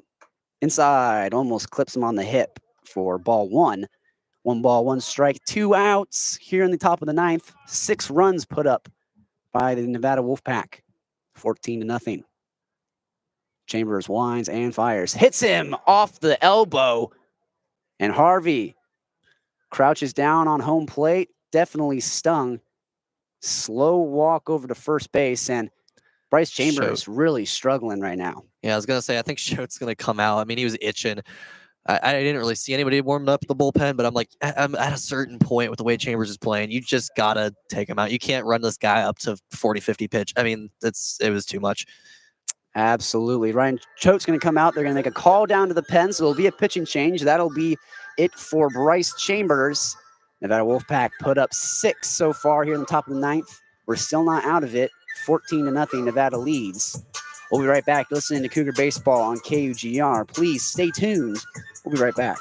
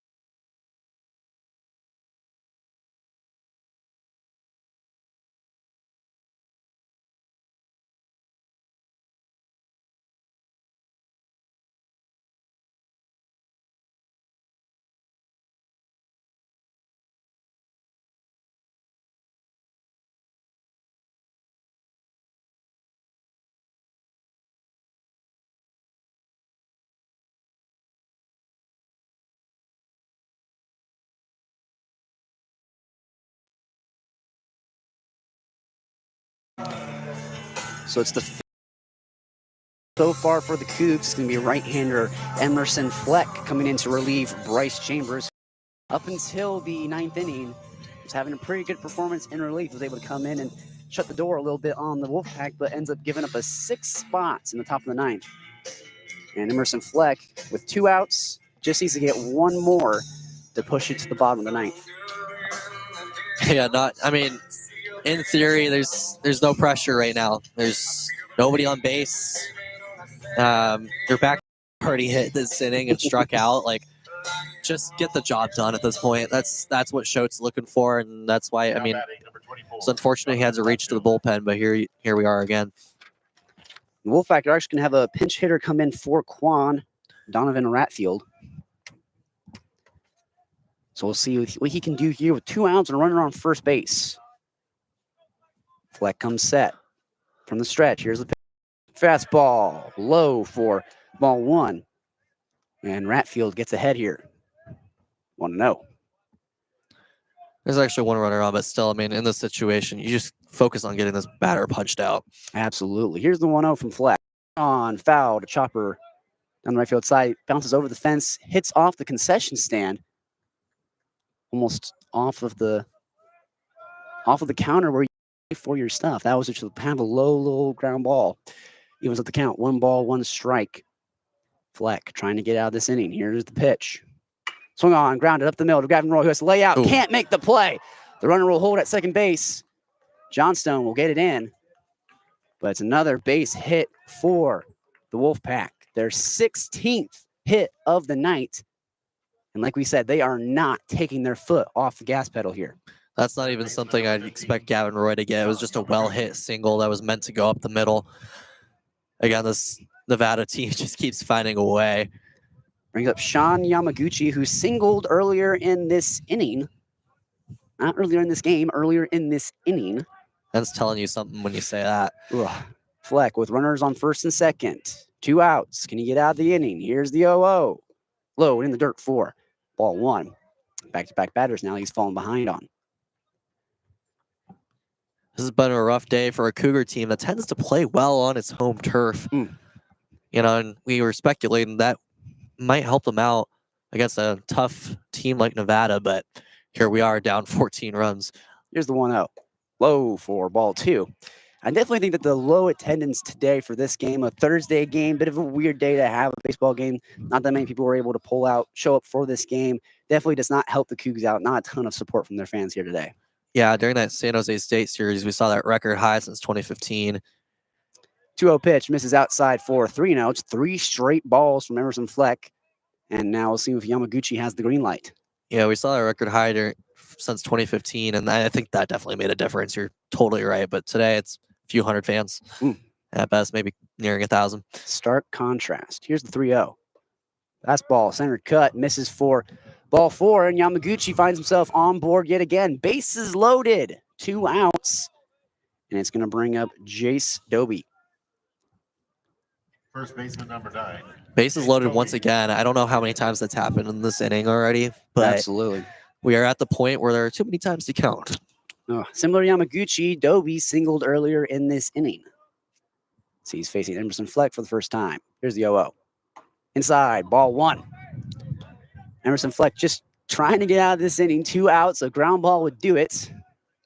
Fleck's clipped so many to the inside of the batter. If he can just pull a little bit closer to the middle of the plate, I think he's got a shot. That pitch hits off his ankle. Doby falls on the ground. That one definitely stung. It'll bring in yet another run. Makes it 15-0 off a hit by pitch RBI. And Doby yet to get to his feet. Really shaken up off of that hit by pitch off his ankle. That's a tough one. This late in the game, the last thing you want is to have an injury of any kinds, especially when you've basically put the game away now at 15 runs. So hopefully Doby comes up. It looks like it really clipped him hard, maybe in that shin area. The athletic trainer for the Nevada Wolfpack is out to talk to him. He's still on the ground. He's yet to get back up to his feet. The assistant coach for the Wolfpack came out, put his hands on his head, obviously very shaken up. He'll get to his feet. He'll limp down to first base. We'll see if they keep Doby in the game. But another run will come across for the Wolfpack. 15-0 here in the top of the ninth, as this game has just inning after inning slipped further and further away from the Cougs. Yeah, those middle innings with Lewis after he gave up the run in the third, those triple zeros up until the sixth, and then 6-1-7. I mean, that just does not look great between the seventh and the ninth innings. So Billy Ham will come back up to bat. He doubled earlier this inning, as Dobie is still not sure if he will stay in to run at first base. Definitely still shaken up. Those ones definitely hurt on the ankle like that. You don't got a lot of padding there.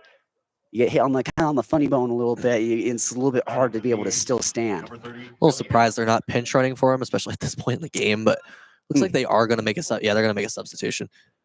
Just a smart move here. No need to in a game where you're winning 15-0. No need to push Dobie harder than he needs to be pushed.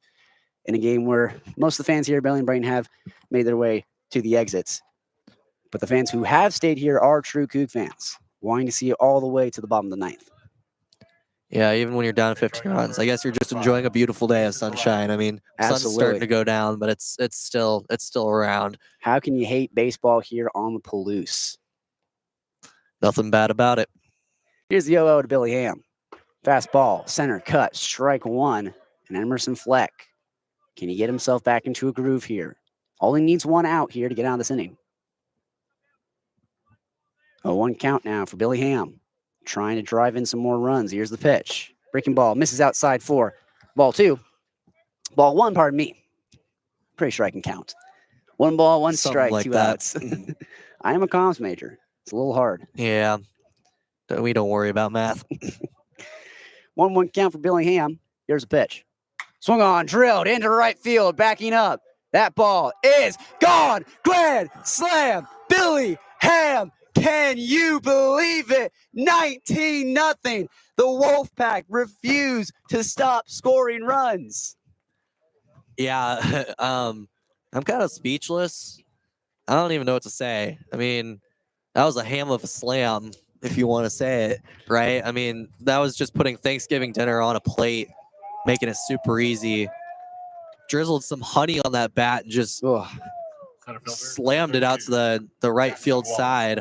I wasn't even sure if that thing was going to be gone at first, but it just carried. And it was gone. Yeah, it wasn't even a high ball or anything. But wind is carrying a little bit out to right field and just got all the way out here. Now, pitch. If I'm the Wolfpack dugout, are you talking about, hey, well, a little side bet? How much do you want to bet that we'll get to 20? They're 1 run away right now as Waller steps in, watch ball 1 go by, and here's the 1-0 pitch. Swung on, drilled into center field, backing up Johnstone. He's got a beat on it, makes the catch, and that'll do it for the top of the ninth. 19-0. The Wolfpack leading as we head into the bottom of the ninth, and the Cougs have a steep road ahead of them. You're listening to Cougar Baseball. Please stay with us. We'll be right back for the bottom of the ninth. We'll be right back.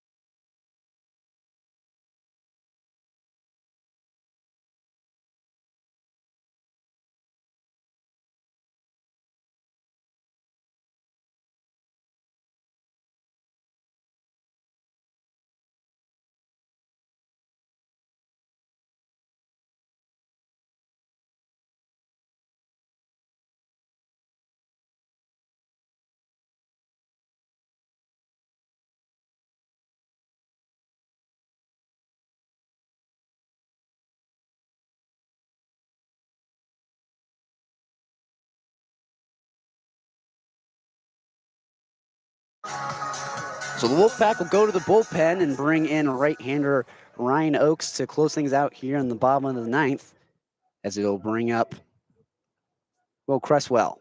Pitch hitting for the Cougars, number 24, Jack Wise. Actually, I should say that Jack Wise is pinch hitting for Will Cresswell, who had a bit of a rough day at the plate today. He went 0 for 3. So we'll see if Jack Wise can't turn things around. Oakes winds and fires. First pitch fouled straight off the chest of the umpire for strike one. And the Cougs looking down the barrel of a 19-0 Wolfpack lead. So it starts with one. Starts with one run. It does start with one run. And, you know, I mean, obviously you're not expecting much out of this inning just with the way things have gone. But if he could pull one in this inning, I mean, I think there's still some value in that. And for, like, Jack Wise specifically, too, like, Reno, Nevada native. Hey, pull one off your hometown team, right? Absolutely. Here's the 0-1 to Wise. Fastball, center cut, watched it go by for strike two. Now Jack Wise finds himself behind here. 0-2 with no outs in the bottom of the ninth and a 19-0 Wolfpack lead. Oakes just here's the 0-2. Swung on, chopped over to the third baseman Yamaguchi. He makes a play as chase, throw to first base, and he'll get the out. Wise tripped up halfway between home plate and first, unable to run the full 90 feet. It is a 5-3 putout. Jack Wise might have been able to beat it out, but we'll never know. Yeah, you felt like doing a somersault instead, which, you know, sometimes that's just how base running. If there's like a metaphor for today's game, Jack Wise doing a somersault towards first base might be the metaphor. Absolutely. So Jonas Scholl will come in to pinch hit for Abenauer. So you're going to see a slew of pinch hitters here to close out this ball game. One out in the bottom of the ninth. Here's the pitch from Oakes. High and outside for ball one. Scholl watches it go by. Yeah, 5 errors from the Cougs in this game that really contributed to the 7th inning where the Wolfpack broke it open. And of course, they broke it open a little bit more in the ninth. Here's the pitch. Breaking ball in there for strike one. And Scholl just trying to get something going here with 1 out, just to prevent the Cougs from getting shut out in this opening Mountain West game. Here's 1-1. Swung on, grounded up the middle. That's going to be a base hit for Jonas Scholl. The pinch hitting Cougar gets on base with 1 out, and the Cougs might start to chip away at it. Number 46. Like you said, it all starts with one, and that's a start. And it's cool to see all these pinch hitters come in. I think Schotte's playing it really smart here. You try and you work some new guys in the rotation, get them comfortable, and hey, if they play well in this 9th inning, it gives you some extra fallback options for Game 2 and Game 3 of the series, because obviously this game is out of reach. But when you head into Game 2 and Game 3, you're hitting well at the bottom of the order, or you're getting some of these pinch hit guys opportunities, there's a chance to make a difference. Noah Thine pinch hitting for Rico Longo. First pitch, swinging, lifts it into center field. Waller coming in, trying to make a play. The left fielder will come in, call them all off. Holder, make the catch. And Noah Thine goes down on the first pitch, F7. 2 outs now in the bottom of the ninth. 2 down, 1 left to go. This game is about to be on ice. As Luke pinch hit for Luke Thiel. So he's 1 for 3 so far tonight. 2 outs. And the Wolfpack leading 19-0. Oakes lifts and delivers. Low and in the dirt for ball 1 to Luke Thiel. Again, the start at second base today. Obenauer surprisingly out in right. just trying to ease Obenauer back into things, which totally understandable. Ridiculously long, but the 1-0 pitch, breaking ball in. 2 outs. Luke Thiel trying to get something going here for Pride. Oakes checks to first base, comes set from the stretch. Here's the 1-1. Fastball inside for strike 2. And the Cougs down to their last strike here in the bottom of the ninth, down 18-0, trying not to get blanked. Oakes has been so punchy in this inning. I mean, when he gets that fastball on point, he just, it's good. 1-2 count. Can Oakes slam the door? Here's the 1-2. Low in the dirt, breaking ball gets away from him. Ball 2. 2 balls, 2 strikes, 2 outs. Runner on first base for the Cougs. I can about count the number of people left here right now. I think it's probably about, On one hand. yeah, on one hand. Yeah. 2-2 count for Luke Thiel. Trying to stay alive, trying to battle. Oaks trying to end it. Here's the 2-2. Outside corner, strike 3. He gets caught looking, and that'll do it, ladies and gentlemen. Luke Thiel strikes out looking to close out the ball game. Nevada Wolfpack wins it 19-0 in the first game of this 3-game Mountain West Conference series. And the Nevada Wolfpack showing no mercy throughout this game. Connor, what do we see in that matchup, and what are we looking forward to in the next 2 games in Mountain West Conference play? You know, it was interesting to see is this Nevada team, again, like I said, you know, at the start of the game, a team that has hit 52 homers, about a homer and a half a game. They didn't really have to go to the power in this game. I mean, they still drove the ball as much as they could, and I do think the wind was affecting that. But they were doing just enough by, you know, driving in all these extra base hits. I mean, just constantly, and then making it really difficult for these Cougar defenders to, you know, make it work. And so every time they get a guy or 2 on base, you know, it starts with a double.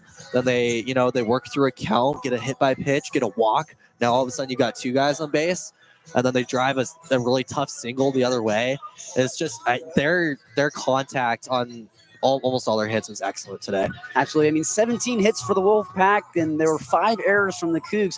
So, like you mentioned, they didn't necessarily lean on the long ball too much in this game. They didn't necessarily need to. It wasn't until later in the ball game that you had that 1 home run and then that grand slam from Billy Ham. So the Wolfpack really just took advantage of the mistakes that were made by the Cougs in this game. And as soon as they got to the bullpen, that is when you start to saw this ball game start to break open. And especially specifically in the 7th inning where they put up 6. But definitely, I mean, it definitely sets the tone for these next 2 games of Mountain West Conference play. The Cougs records fall to now 7-9 in conference, and the Nevada Wolfpack moves to 9-7 in conference play. Thank you all very much, so much for listening to us in today's first game of the series. I'm Smith Slye. I'm Connor Seuferling. You're listening to Cougar Baseball on KUGR. Please tune in tomorrow night for the continuation of the series. Thank you all for listening. Good night.